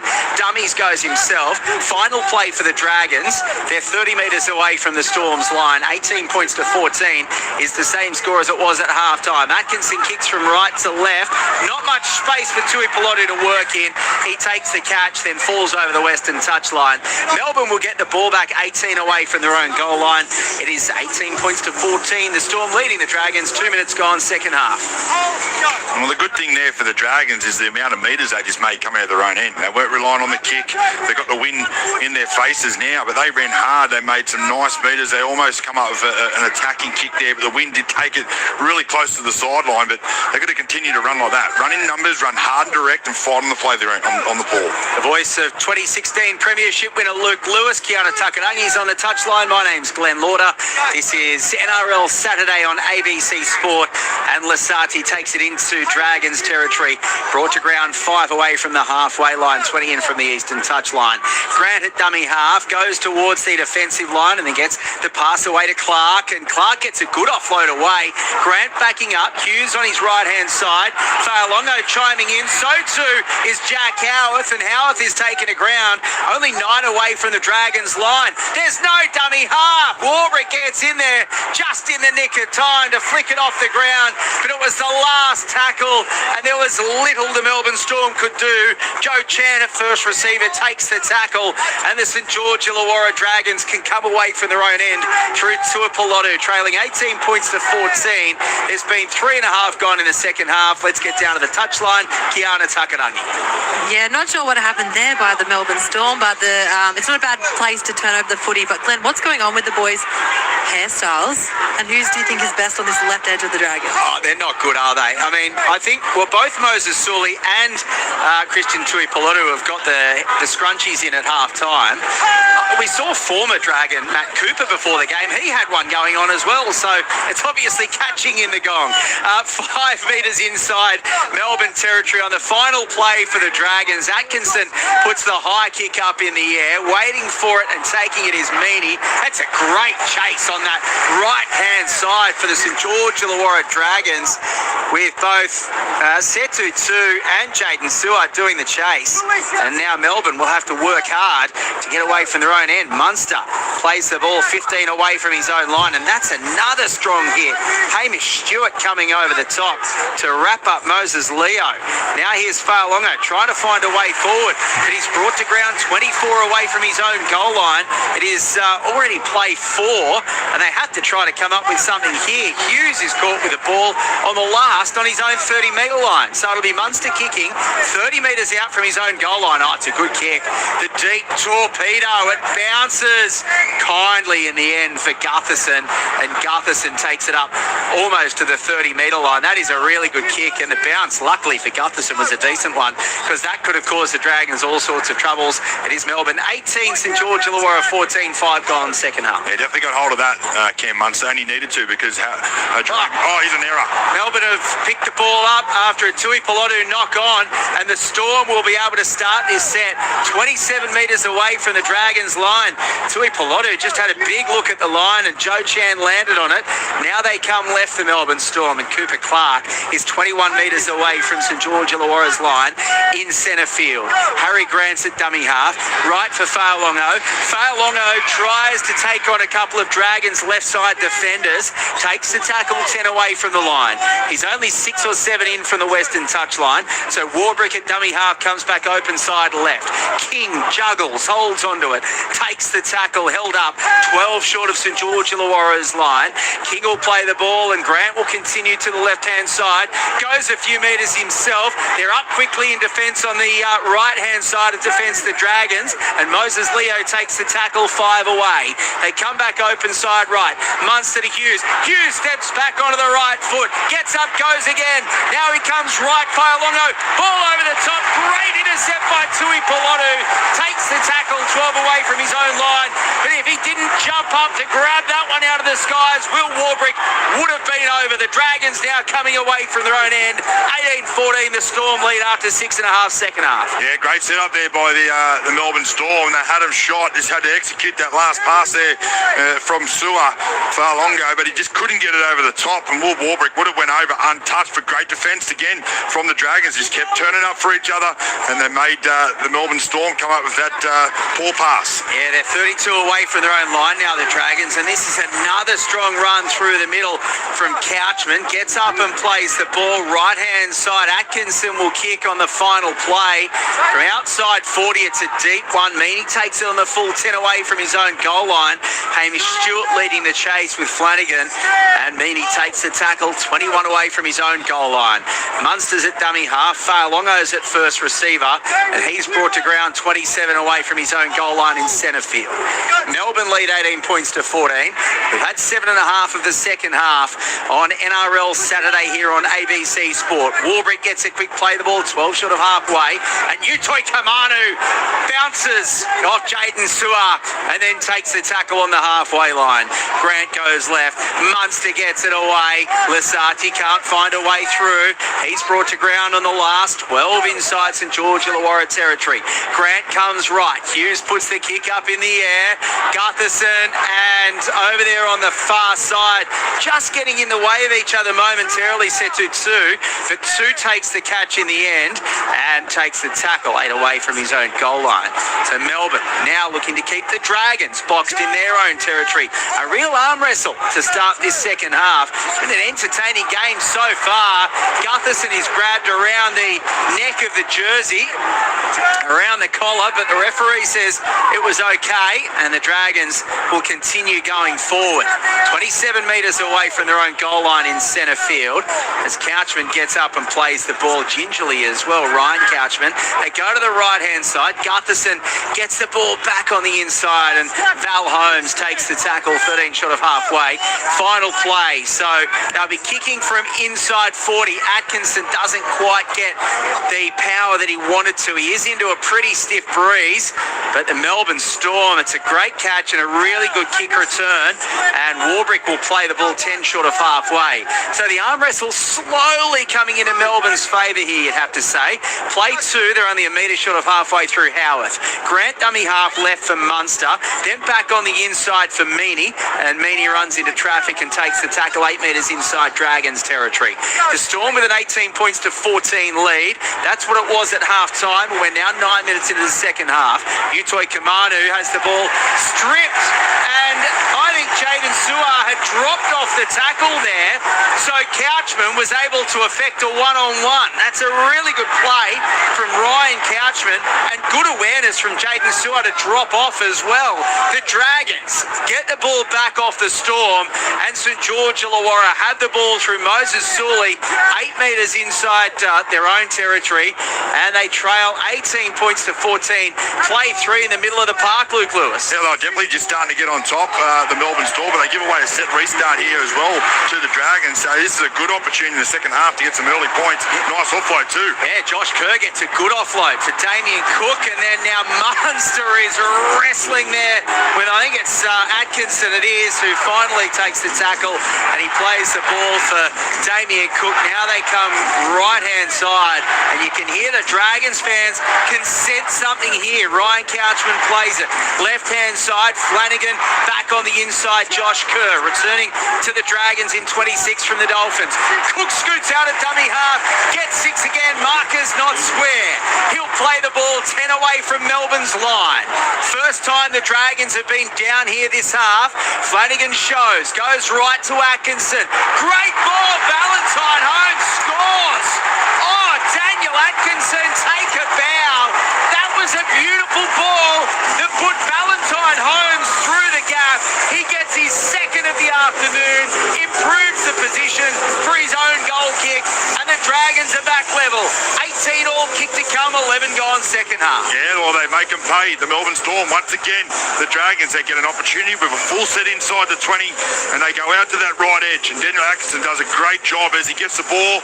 He just throws a really nice pass, but he needed someone to punch into a hole, and Valentine Holmes just turns those legs over, hits it at speed, and goes pretty much through that hole. Only gets a finger laid on him, and betters the position, like you said, makes the kick a little bit easier for him.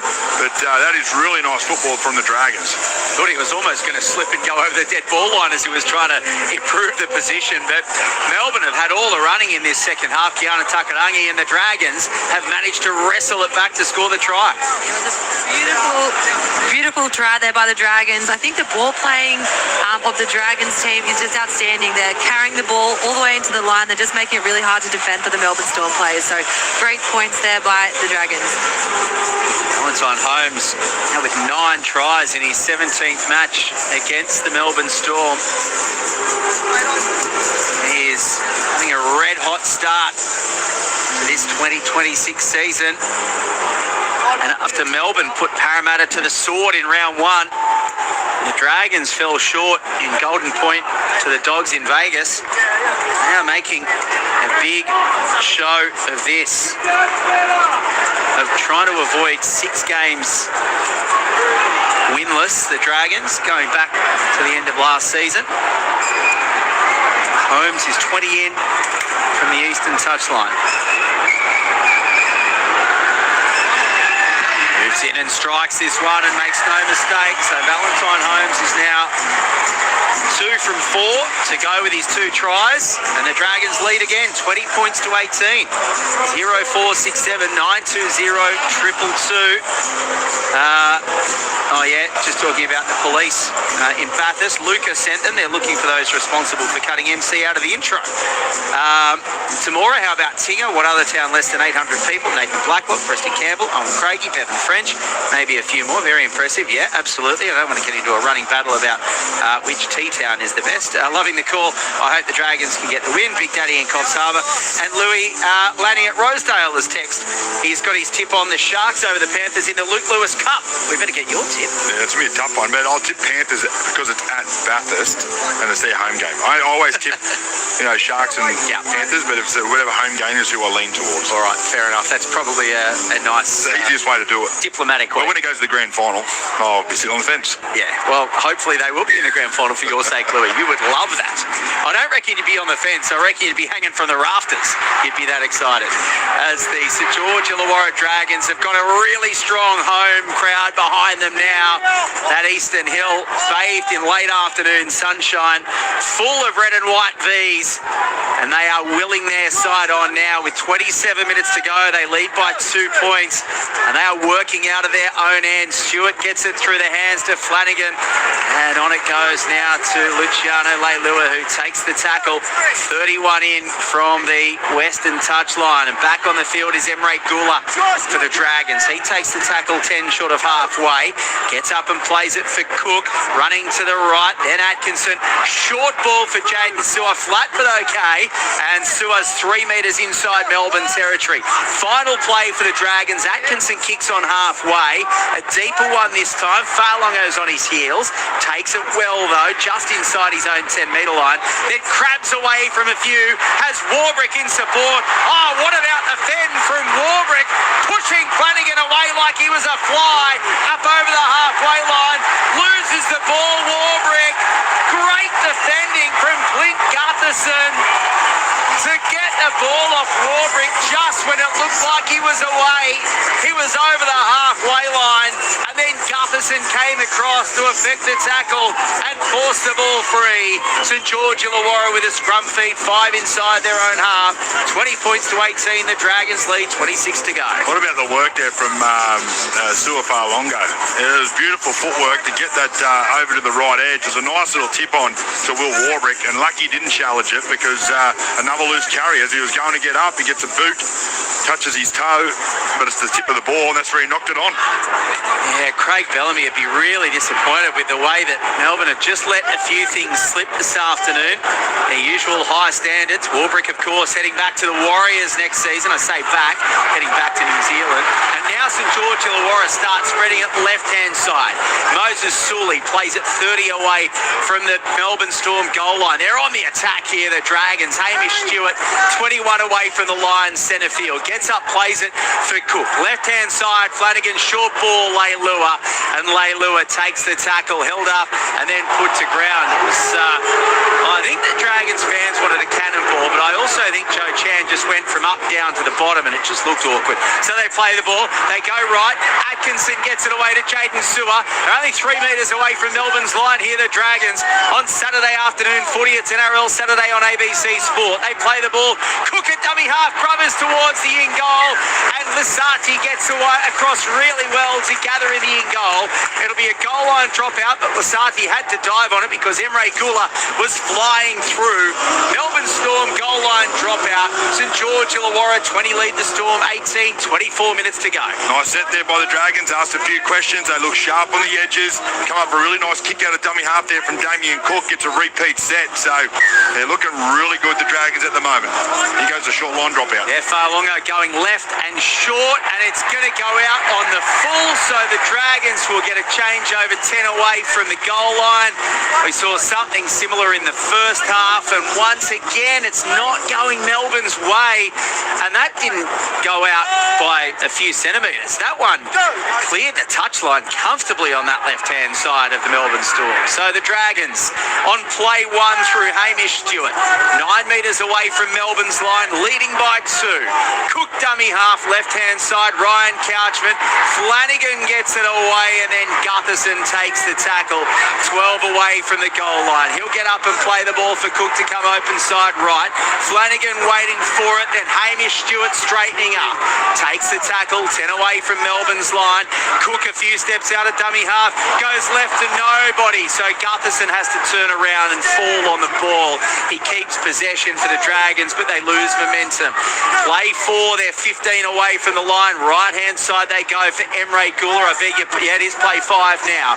Gula gets up and plays it 11 away from the line. Right-hand side, Flanagan, I thought he was going to go change direction and go himself, but the cover defence got there. Wishart leading it, and Flanagan will get taken on the last, and Melbourne will have it 8 metres away from their own goal line.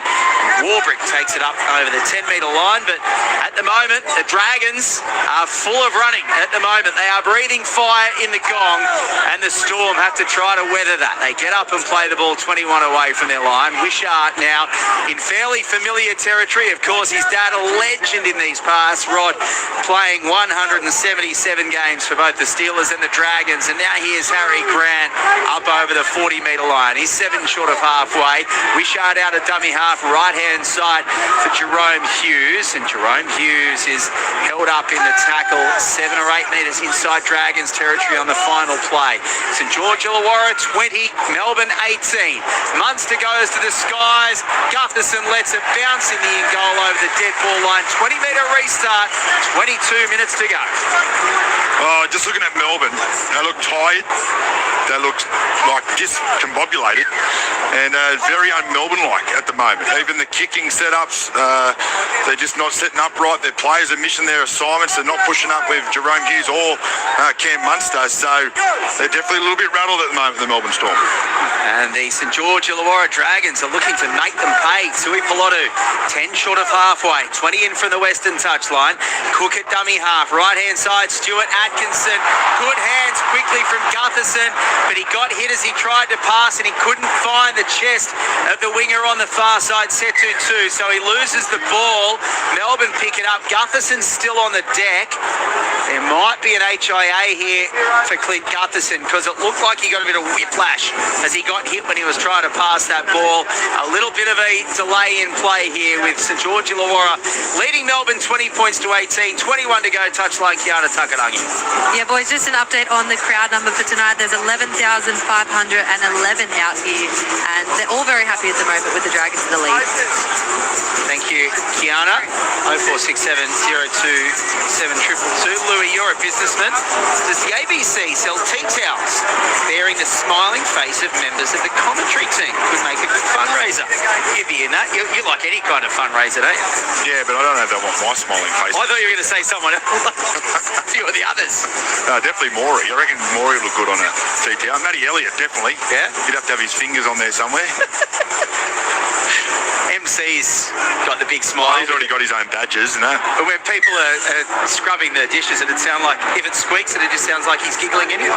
Correct. And the Dragons got a penalty off that. Yeah, they did. So Gutherson was taken out late. He's got to get a HIA. He's going off for an HIA now. And yeah, they obviously decided that it was a late hit on Gutherson as he threw that pass. Too busy talking about tea towels, but you're right, Louis. They've kicked the touch from their own 40-metre line, and now they will take the tap from 39 metres away from Melbourne's line as Gutherson is slow to leave the field. And I'm just going to see what they are going to do here. Yep, they're going to go for Matt Fienge. So it will be a HIA concussion sub for the Dragons. Matt Fienge, we'll see where he ends up. There he goes, straight to fullback. And that'll also potentially affect their rotations as well going into the last 20 minutes. Now that they've had to throw an outside back on. They are attacking Melbourne's line here. Gula plays it. Cook goes right for Atkinson and then back on the inside Sewer. Jayden Sewer tries to get the legs pumping for some post-contact metres. Takes the tackle 24 away from the line. 20 in from the eastern touchline. Left Atkinson. Back on the inside Gula. Gula takes the tackle 18 away from Melbourne's line. Can they get another one here, the Dragons? Left-hand side, Flanagan, short ball for Ryan Couchman. Couchman takes the tackle 9 away from Melbourne's line. 20 in from the western touchline. Cook dummy half, right-hand side, Flanagan, long ball, Atkinson. Changes direction, tries to go underneath Utoi Kamanu. Takes the tackle. Final play. They're 8 away from the line. They lead by 2. Flanagan's pass is an absolute rocket and it bounces off Jayden Sewer forward. Melbourne pick it up, get the play the ball, change over 10 away from their own goal line. St.George Illawarra 20, Melbourne 18. There is a quarter of this game to go, Louis. Yeah, again, looking really nice and sharp. The Dragons, they just can't execute that last pass. They're down this end of the field at the moment. They've had a couple of opportunities of late, but not working in their favour. That pass was a rocket. There was no chance he was going to catch that as the way that Flanagan was coming across. But they've got to keep the pressure on. They're doing everything right, the Dragons. Melbourne have got to find some energy here. They just look a little bit lost, like I said earlier. And so Valentine Holmes has gone to fullback. Matt Fienge is slotted into left centre, and that means that there's been a switch with Moses Sully going across to the right. Melbourne had the ball 10 away from halfway. Grant out of dummy half, gets it away to Wishart, held up in the tackle, 3 inside Dragons territory. Final play, they go right, and Hughes puts the high kick up in the air. Holmes waiting for it, takes it, and then is taken out by Jack Howarth on his own 10-metre line. Holmes gets up and plays the ball for Flanagan, and then it's Fienge taking it up over the 10-metre line, 15 away from his own line, centre field. 20 points to 18, the Dragons lead, 19 to go. Clint Gutherson's been off for about 4 minutes so far. We'll get an update from Kiana Takarangi when we find out what is going on with his HIA, if Gutherson will be back. But at the moment, Cook scoots out of dummy half, gets it away to Atkinson, plays the ball 10 away from halfway, and then Cook out of dummy half will kick from outside 40, and it's out on the full, and Melbourne will get the ball 9 metres inside Dragons territory.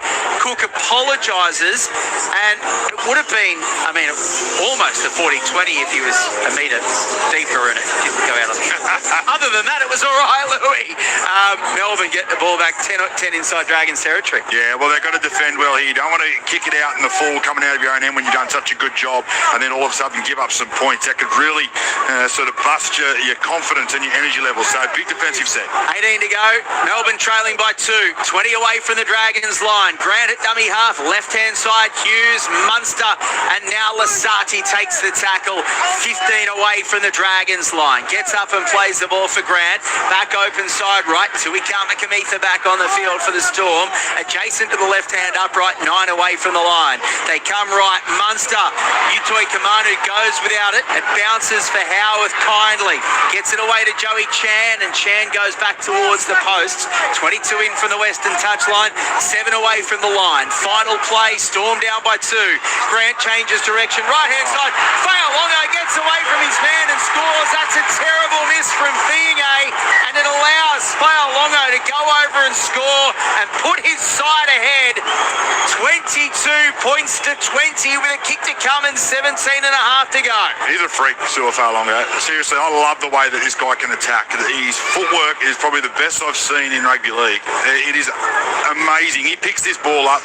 There's not much doing for Sua Fa'alongo in this situation. And he goes bang off his left. He automatically burns a Dragons player, then comes back off his right, and he goes straight over as easy as you like. He's just silky to watch when he gets in those type of situations. Well, we're just waiting for that replay, aren't we, Louis? It hasn't actually come up. I've got the replay in my head. It was that good. It was amazing. You'll be rolling over it as you fall asleep tonight. It'll give you lullabies.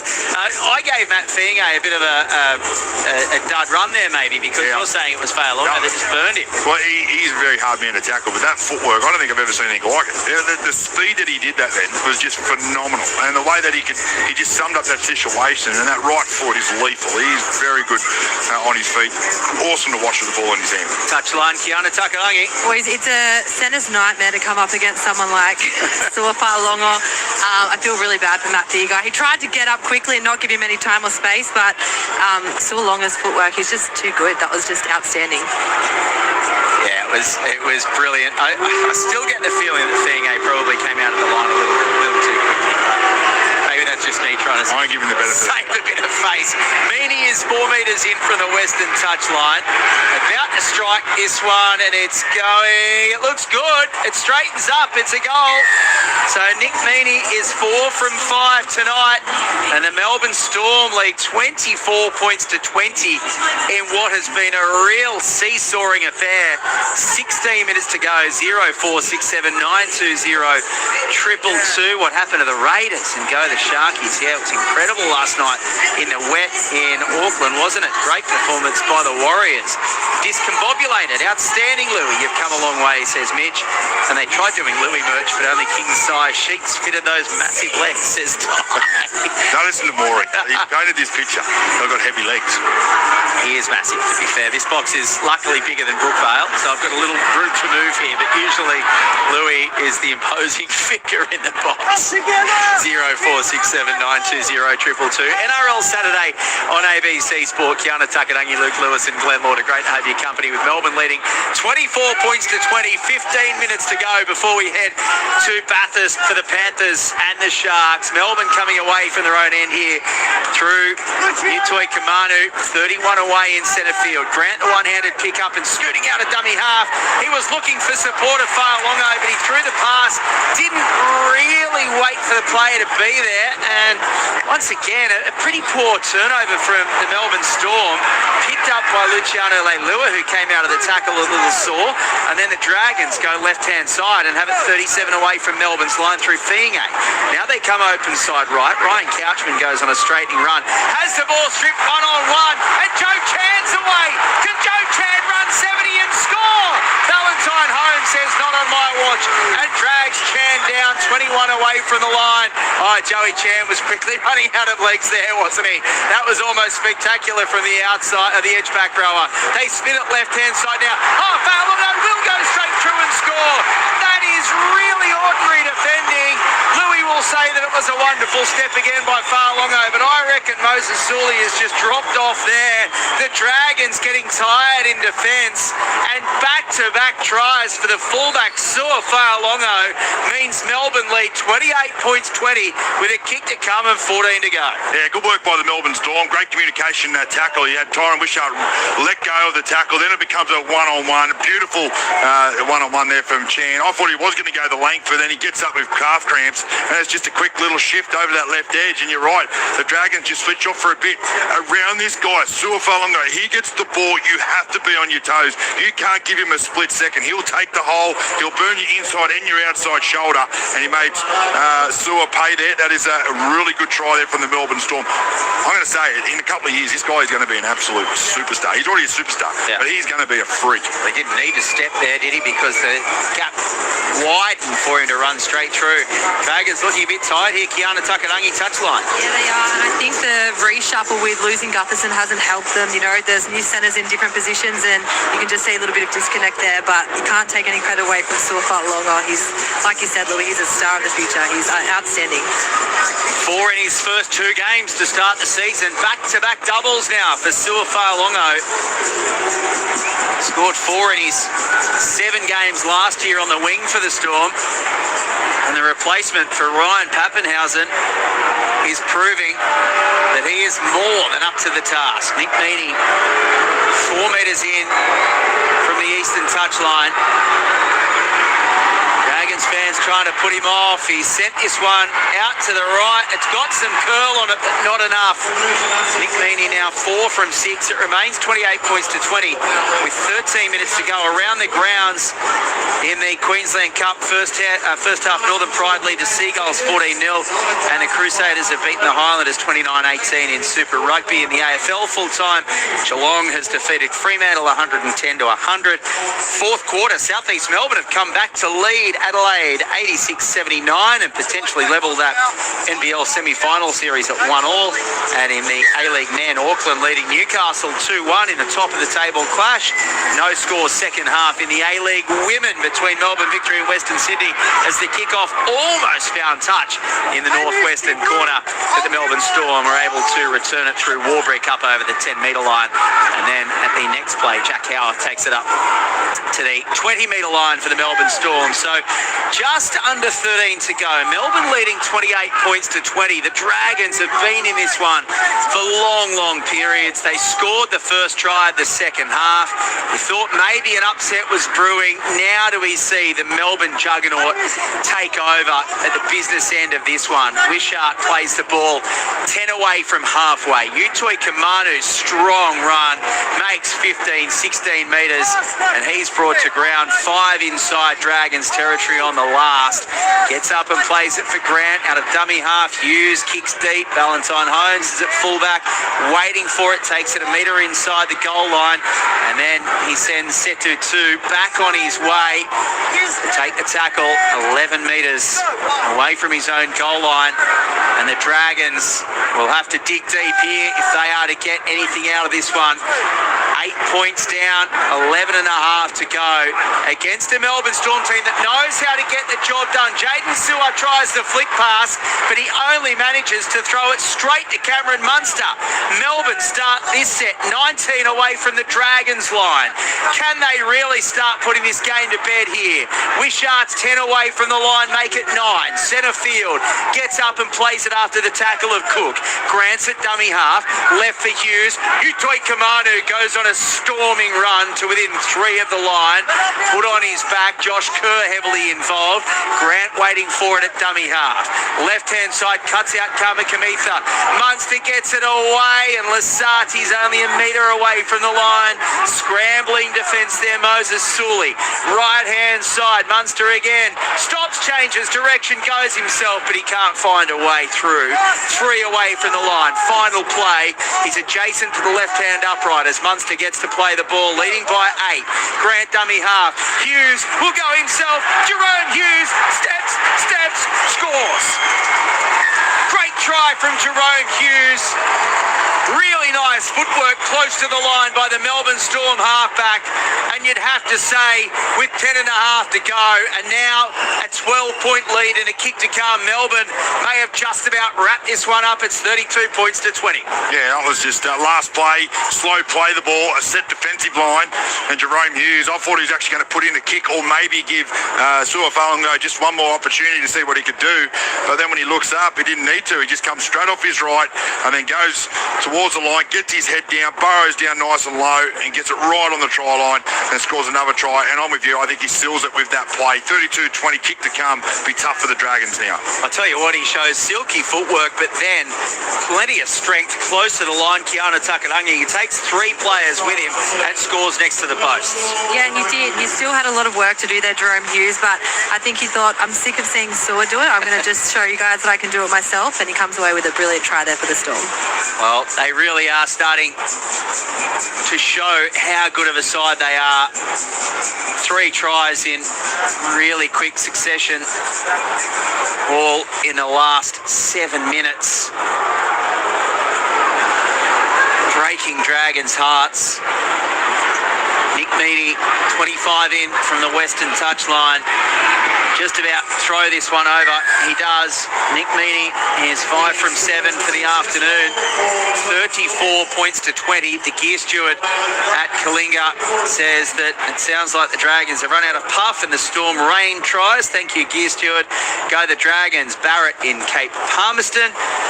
Thank you for your text message as well on 0467920222. Fourth quarter, Southeast Melbourne leading Adelaide 86-81 late in that NBL semi-final. Northern Pride still leading the Seagulls 14-0 in the Queensland Cup. And in the A-League Women, Melbourne victory and Western Sydney no score. Adelaide, Auckland have beaten the Newcastle Jets 2-1. And off the top of my head, I think that puts Auckland back on top of the A-League ladder, heading into the final stages of that particular season. Still got to wait here because you've got a HIA, Damien Cook, coming from the field. Okay. So that's not good news, although Clint Gutherson looks as though that he is just about ready to re-enter. So that is positive news for the Dragons. It looks as though he has passed his HIA. Yeah, Damien Cook going off for the Dragons. He's too busy looking down at the screen. And it's Carmen Kamitha. Geez, you don't want to be in his way when he comes off the back fence. 13 away from the Melbourne Storm goal line. Plays it, Grant, dummy half. Left-hand side, Clark. Up over the 20-metre line. Centre field, he has the ball. 8 minutes, 50 to go for the Melbourne Storm. Leading by 14 now. Their biggest lead of the game. They led by 12 early. It's been an arm wrestle since then. Utoi Kamanu plays it 30 away from the line. Munster back on the inside. And then Lasati takes the tackle, 12 short of halfway. They go left again here, Melbourne. Straight up over the halfway line through. Munster still going. Brought to ground. 12 inside Dragons territory. Grant dummy half. Right-hand side still the last. Fa'alongo gets it away for Hughes to put the kick up in the air with 8:20 to go. They're swarming from everywhere. It's a good take under pressure. 10 away from the goal line from Setu 2. And now we do see Clint Gutherson just about to re-enter the fray for the St.George Illawarra Dragons after passing his HIA. The Dragons had the ball 15 away from their own goal line. A strong run from Tui Pelotu. Takes it up almost to the 30-metre line. He plays it in centre field. Flanagan's in a dummy half. One off the ruck, left-hand side, Stewart. And Hamish Stewart is 10 short of halfway. Gets up and plays the ball for Flanagan. Right-hand side now, Hames Saleh gets the ball away for Moses Sully. And Sully, 10 short of the halfway line, is held up in the tackle on the last play. 7.5 to go. They're down by 14 the home side. And Flanagan puts up the high, spiralling bomb. Fa'alongo takes it well. It was slightly out in front of him. He was going to ground, but he held onto it beautifully. Then he takes the tackle of Stewart. 21 away from his line. 34-20. The Storm lead, 7 to go. Louis happy just watching the football at the moment. Yeah, doesn't sorry, want to mate. chime in. Yeah, no. No, because I was watching Suwa. You're worried about Suwa. Well, he was skipping across, and as he got up, he sort of looked a little bit ginger, and he's just standing there, but it might be a calf, hopefully, or a calf strain. Cramp. What do you call it? Cramp, not strain. Yeah, but, yeah, it looks like he's all right. He's got the pickle juice there. I think he'll be okay, but your man was looking shaky there for a moment. No wonder you were worried. Melbourne left-hand side, they go. Lasati just over halfway. Takes the tackle a metre inside Dragons territory. I thought Munster was going to put him through a gap there. Now he plays the ball. Grant at dummy half. Left-hand side again for Munster. Trying to find a way through. Takes the tackle. 10 inside Dragons territory. There's 6.5 to go. Melbourne are out by 14 now. Hughes goes to the skies. Waiting for it. Back on the field is Gutherson. Takes it, then goes to ground and fallen on by Wishart. 4 away from the goal line as the Dragons are going to have to work hard to come away from their own end here you'd have to think that it is beyond them now as Fienge takes the tackle 12 away from the line. They try to go forward left-hand side through Holmes. He takes the tackle 22 away. Plays the ball quickly. They are starting to get a bit of a roll on through the middle here, Dragons, with quick play the balls, but they give it away. Stewart tries to get the offload. It's that stage of the game where they have to try to force something, but Wishart lands on it, and Melbourne will be able to start this set 31 away from the Dragons line as Warbrick takes the tackle on the second play. They lead 34-25 and a half to go. Yeah, just as you give them a wrap, they come up with an error, but they couldn't afford that. They do got to test their arm while they're coming out of their own end, but they just can't get that offload right. So, the Melbourne Storm, they look like they're about to score every play, so it wouldn't surprise me this is another set for them. Utoi Kamanu 16 away from the line, plays the ball. They get 6 again here as well. Hughes is going from right, now he's going to left. Munster gets it away to Failongo, looking for a hat-trick. Scoots around, he was like a dog looking for a comfy place on a bed. He spins around, then goes straight through a gap and scores a try. And it is a hat-trick for Sua Failongo. 38 points to 20 with a kick to come and 5 minutes to go. Yep, I told you, he's a freak, this bloke. Every time he gets the ball, something he's doing. And I reckon teams just freak out. They don't know what to do. Do they get up and get him? Do you stay steady? You've got to keep a line against Sua Failongo. As soon as he sees a space, he's got such short, explosive speed. He can just get into the hole. But this time here, he sees a bit of something happening and he goes, oh no, so I'm going to do a bit of a U-turn. He does a bit of a spin, breaks 3 tackles and scores another try. He's just amazing to watch. 38 points to 20 with a kick to come. 4.5 to go. The floodgate's starting to open. Kiana Takarangi down on the touchline. Boys, I've never seen something like that. It's something, I don't know if you call it like a fake goosey 360. See you later. It was really pretty to watch. Very good, Sua. Yeah, and it's quite amazing that Melbourne, all of a sudden, Nick Meaney will, I don't want to put the mock on him, but he's a 99% chance to kick this one, to make it 40 points to 20 in a game up until the last 15 minutes or so. Hasn't been like that at all. Oh, Dragons were in front there for a while. Yeah. 20 points to 18 it was. Only 12 minutes ago.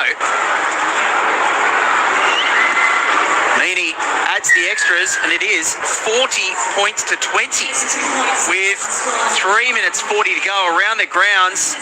The A-League Women Melbourne victory leading Western Sydney 1-0. I mentioned Auckland's win over Newcastle. It puts Auckland within 1 point of the Jets at the top of the ladder in the A-League men's competition. First quarter in the AFL, the Swans have made a good start, Rennell. They lead 13 to the Lions, yet to score after Geelong's earlier win over Fremantle. And in the first half of the Queensland Cup, the Pride leading the Seagulls 14 points to 6. Nelly, actually, if you could put which Seagulls are in there, that'd be good. Is it Winner Manly or Tweed? That'd be appreciated. And fourth quarter in that NBL semi-final, South East Melbourne leading 96-86. Stefano Utoi Kamanu now has the ball off the restart for the Melbourne Storm. They will go on to win this one convincingly in the end, but certainly for an hour there, it wasn't convincing at all as the Melbourne Storm just look to put the ball under their jumper, coming away from their own end. Angus Hinchley gets a go for the Melbourne Storm now. So a wonderful moment for Angus Hinchley for the Melbourne Storm, taking it up over the 20-metre line, and now they advance it to within 15 of halfway, the Melbourne Storm, as they start to throw it around now. Left-hand side, Wishart has the ball, and he takes the tackle about 8 metres short of the halfway line. As Hetherington's back on the field as well now, and he gets the pass away, and they have the ball 3 metres inside Dragons territory. Final play, they go to the skies, high up in the air. Gutherson waiting for it, takes it well, but it's a great chase from Will Warbrick and wraps him up. 10 away from the Dragons line with 2 minutes 30 to go. He gets up and plays the ball, and they come open side right now as they play the ball 10 away from their line. They're not getting any forward momentum here, are they? At the moment, the Dragons, set to 2, tries to change that. He has the ball 19 away from his own goal line. But the crowd here at Wynn Stadium has thinned out considerably after that last try. The hat-trick to Sua Failongo has made the Dragons fans decide that that was all she wrote. And a lot of them aren't hanging around. There's less than 2 minutes to go. The Dragons on the final play through Toby Couchman and they'll have to kick from just outside their own 30 through Atkinson, taken by Will Warbrick on his own 30-metre line. Melbourne will be able to start this set in another good attacking position, only 11 short of the halfway line. Louis leading 40-20 with a minute and a half to go. Yeah, well, they just picked up their standards, didn't they, the Melbourne Storm? They just ran harder. They've been tackling really well in the last sort of 15-20 minutes, and they've seen a little bit of a weakness come into the Dragons line, and they made them pay. So it's been a good performance by the Melbourne Storm, and the good thing was that they got tested there for a bit, but they had to bounce back, and they still found a way to put 40 points on the board. So they have the ball 10 inside Dragons territory now, left-hand side for Lasati, and Lasati gets the ball away to Munster. They're still going here, trying to keep the ball alive. Munster in the end will take the tackle, about 37 away from the line for the Melbourne Storm. Slowly getting up to play the ball for Harry Grant. A 20-point lead, less than a minute to go. Strong run from Jack Hetherington. 21 away from the line now. Final play for the Melbourne Storm here. Can they come up with another one? Grant out of dummy half. He doesn't know which direction to go in. Munster might go for the drop goal from 30. It's charged down by Jaden Sewer, so they will get 6 again. Here, the Melbourne Storm. There's only 35 seconds to go. We could see some razzle-dazzle now here. Going straight through the gap is Moses Leo. He's barely touched the ball today, and Leo will score under the posts. The charge down from Jaden Sewer. Leo picks it up about 40 metres away from the Dragons line, then races through some really tired Dragons defence. He beat 13 of them 13 times, I think. Scores the try under the post. 44-20 with a kick to come. It'll be the last play of the game because there's 17 seconds left, Luke Lewis. Unbelievable that was to watch. They had nothing doing, the Melbourne Storm. They throw it back to Cam Munster as he goes for a field goal, just to shut down the clock. And then Moses Leo just picks the ball up, skips over to his right. He goes, I might just have a crack here. Then just uses his footwork and speed straight through the background into the backfield, gets over past Clint Gupperson, and then Val Holmes just couldn't get to him, and he trips over the line and scores under the black dot. That is a beautiful try to watch to finish the game. 17 seconds left on the clock, 44-20 kick to come. Moses Leo had made 17 metres from 2 carries prior to that, and he scores the last try of the game. We'll wait we'll go, actually no, we'll just wait for this kick, because on debut, Angus Hinchy is going to kick from right in front. What a great moment this is for Angus Hinchy, who's been playing for the Brisbane Tigers over the last couple of seasons in the Queensland Cup. He is going to kick the conversion on his debut. The kid from Temora wraps it up for the Melbourne Storm, 46 points to 20, and after trailing 20 points to 18 in the 61st minute, the Storm have gone on to win this one 46-20, Luke Lewis. It's quite mind-blowing. The Dragons were in front there for a bit. They played some good footy, they played some poor footy, but then when the game was in the balance, Melbourne Storm just come up with the right plays. They put the pressure on and they just ran off of it. They scored, 26 unanswered points, I think it was, to run away with that scoreline. It was absolutely mind-blowing, but what a great game there for the Melbourne Storm. The Dragons will be super disappointed. They were in it. They know they could have won it, but they just didn't deliver.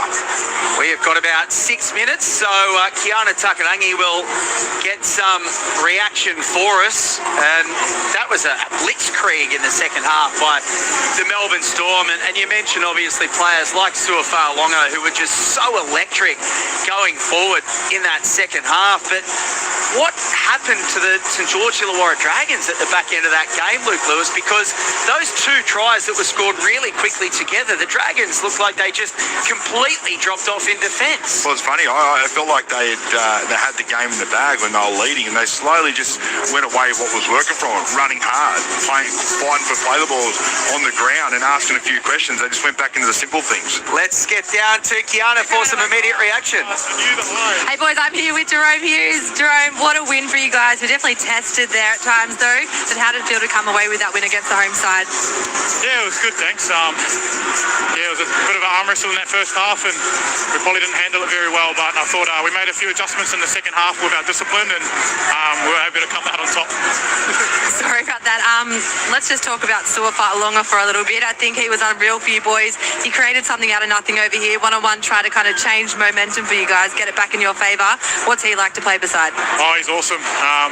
Give him the ball, and obviously speed kills. You can't teach speed, and that's what he's got. And he's just added another dimension to our game. Young, energetic, really fast. So I would hate to be defending him. 100% me too. Now I saw you have a little moment yourself, though. It was like you could have gone at the back to give him the ball, but you thought, I'll have a crack myself. Talk us through your try. Yeah, I knew they would be. Sue had done a bit of damage, and I think they all went out on Sue. And I seen AJ break the record, so I thought he inspired me. I'm still 200 tries away, but it was an awesome achievement from AJ, and it was a special scene. So I thought I'd try to get myself over the line. Good on you. Congrats on the win. Go and enjoy that one. Thank you very much. Good stuff. Jerome Hughes going after Alex Johnson's try-scoring record. Still probably time for another one, Kiana, with 5 minutes before we head off to Andrew and the boys at Carrington Oval in Bathurst. But Luke Lewis, just the accolades there for Suafa'alonga. He's just so exciting to watch, isn't he? Oh, mate, he's awesome. He's an amazing footballer.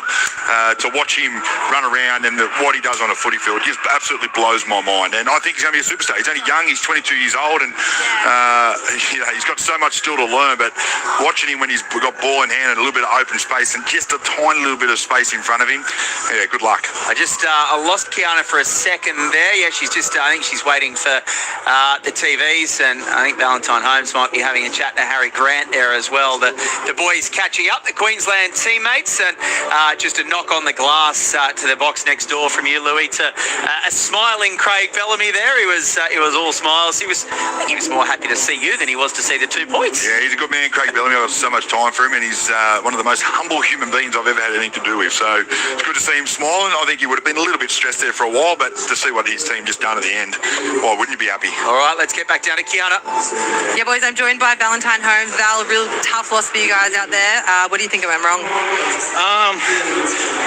I think it was when Gutho, the head knock, when he went off, he kind of mixed our team up a bit. I went to fullback. We had our left centre go to the right. Matty come on. And then we lost Cookie, and then Hamish was defending the halves. We tried to offload our way out of it. I think losing someone like Gutho just to settle our ruck down kind of hurt us a bit. We kind of went a bit off script, and you give them the ball like that to a team like this, they're going to make you pay. So I thought we were really in it. Like, we came out firing in the second half. We scored first. We're back in it. Controlled the game well, and then literally when he went off, we kind of just let the foot off the brake. Yeah, for sure. I thought you guys did really well, especially in that first half. Harry Grant was really lucky to come up with that try. I think he caught you guys napping. That would have been part of your game plan, right, to shut him down. I think he did quite a good job, but how was that to go into the half, down right on that last little minute? It was like he was our, what do you call it, the target on the wall, the head on the spear type player of the week. Like, we had him with name calling it, myself and my winger set to a name calling him, or saying hooker. With the boys, I don't know what it is about him. He's just crafty. He makes the boys, because he's so good, he can fire a ball out of dummy half, which obviously you do need to chase that, but then he's also got a really good show. So he obviously got our markers, and then Hacko was probably a bit too wide, caught napping there. So that does hurt, because I think we were up by 2 points, would have been going up by 2 points in the half time, and then they were up. So, but like I said, we clawed our way back, and then just gave them too much cheap ball. Now you guys go up against Parramatta Eels next week. They probably copped a harder loss, a bigger loss last week. How confident are you that you could probably turn that around next week? Yeah, they had a very good win against Broncos on Friday. So they'll be coming off firing up against a quality team like that, and it's always a good game against Para. So big game for our captain Gutho, and you always like getting a good win against your old team. So we're obviously there. We've got the team to score some points. We just got to put the offloads away. I think it's just hurting us a bit. I think there was a strip in there that kind of hurt. But we like to play footy, and we can defend well. It's just, like I said, if you give a team like that too much ball, like Saw, that fullback, it's like he was getting faster and faster as the game went on. So I guess on to the next. We'll rest up and all the best next week. All right, thank you. Thanks, Kiana. Thanks, Valentine Holmes. Luke Lewis, 3-2-1s. Yeah, Suafalongo, he gets my 3, absolutely outstanding. Too good. I can't wait to see how he's going to go. Yutukamanu, I gave him 2 points, amazing in the front row. And Harry Grant, out of dummy half, once again to get some more points to back up last week's performance. Thank you, Louis. Thank you, Kiana Takarangi. Thanks to Christian Huff-Johnson on the buttons and Renelle Moa in the studio. Melbourne News Radio listeners are heading back to network programming. Brisbane local radio listeners are heading off to the Reds Waratahs in the Super Rugby. But for the rest of our listeners, we're off to Bathurst for the Panthers and the Sharks. Andrew Moore, Matthew Elliott and Michael Carianis. Andrew, it's all yours. Good on you, Glenn. Thank you. What a second half there by the Melbourne Storm, winning 46-20. We have a sellout crowd here at Carrington Park in Bathurst.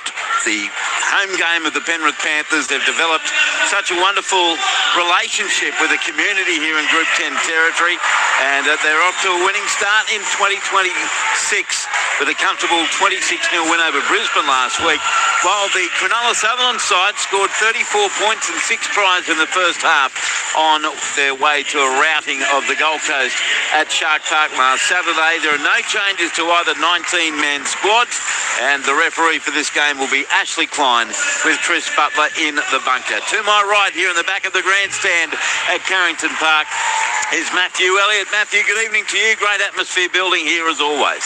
Oh, building, Andrew. That's a very subtle way of putting it. This crowd's going crazy, and I just admire how multi-skilled you are, that you can do the music and call the game as well, and the amount of people coming up to you and wishing you well as well has been wonderful to see. No, that has been very, very lovely. Yeah, with a few confusing me with the DJ, and I can't play requests from anybody. Tell you what, Matty, we've been blessed with a beautiful day. This would be as comfortable conditions as we've had coming to Bathurst over the last dozen years or so.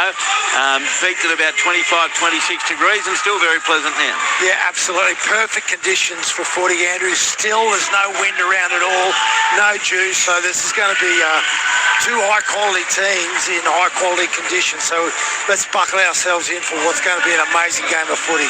Well, let's get the conditions down on the touchline. Michael Carianis is there. Michael, good evening. Yeah, hello, Andrew. Hello, Matty. Yeah, perfect conditions down here, particularly for a 7:30 kickoff. The sun is just setting behind us, but otherwise the surface looks amazing. There's no dew at all, so we can expect a fast game tonight. Yeah, and you're tipping Penrith? I'm tipping Penrith, but I think it's going to be an awesome game. Well, as we mentioned earlier today with Matt Cameron, they played a couple of games here in recent years, Matty, when they've been at much less than full strength, so around Origin time. Tonight they're at full strength, and that makes a big difference, with a couple of players still to come back. Yeah, if you want to look at history, they've played 7 games here and only won 3, which is sort of contrary to their form over recent years, but they certainly come with a very strong side, coming out of a great performance last week, but they're also up against a team that's full of confidence as well. I did get a text earlier today from the great John Gibbs, who'll be with us at Brookvale tomorrow. Some random morsels. Second time Cronulla and Penrith have played in Bathurst. The first time in 2014, the Sharks won it, 18-16, and Isaiah Yeo is the only player from then who's still going around today. Casey McLean, 11 tries from his last 11 games. That's a pretty good strike rate as the Sharks come onto the field. And Ivan Cleary, 5 wins and no losses against Craig Fitzgibbon. Sharkies' first team out, the fullback will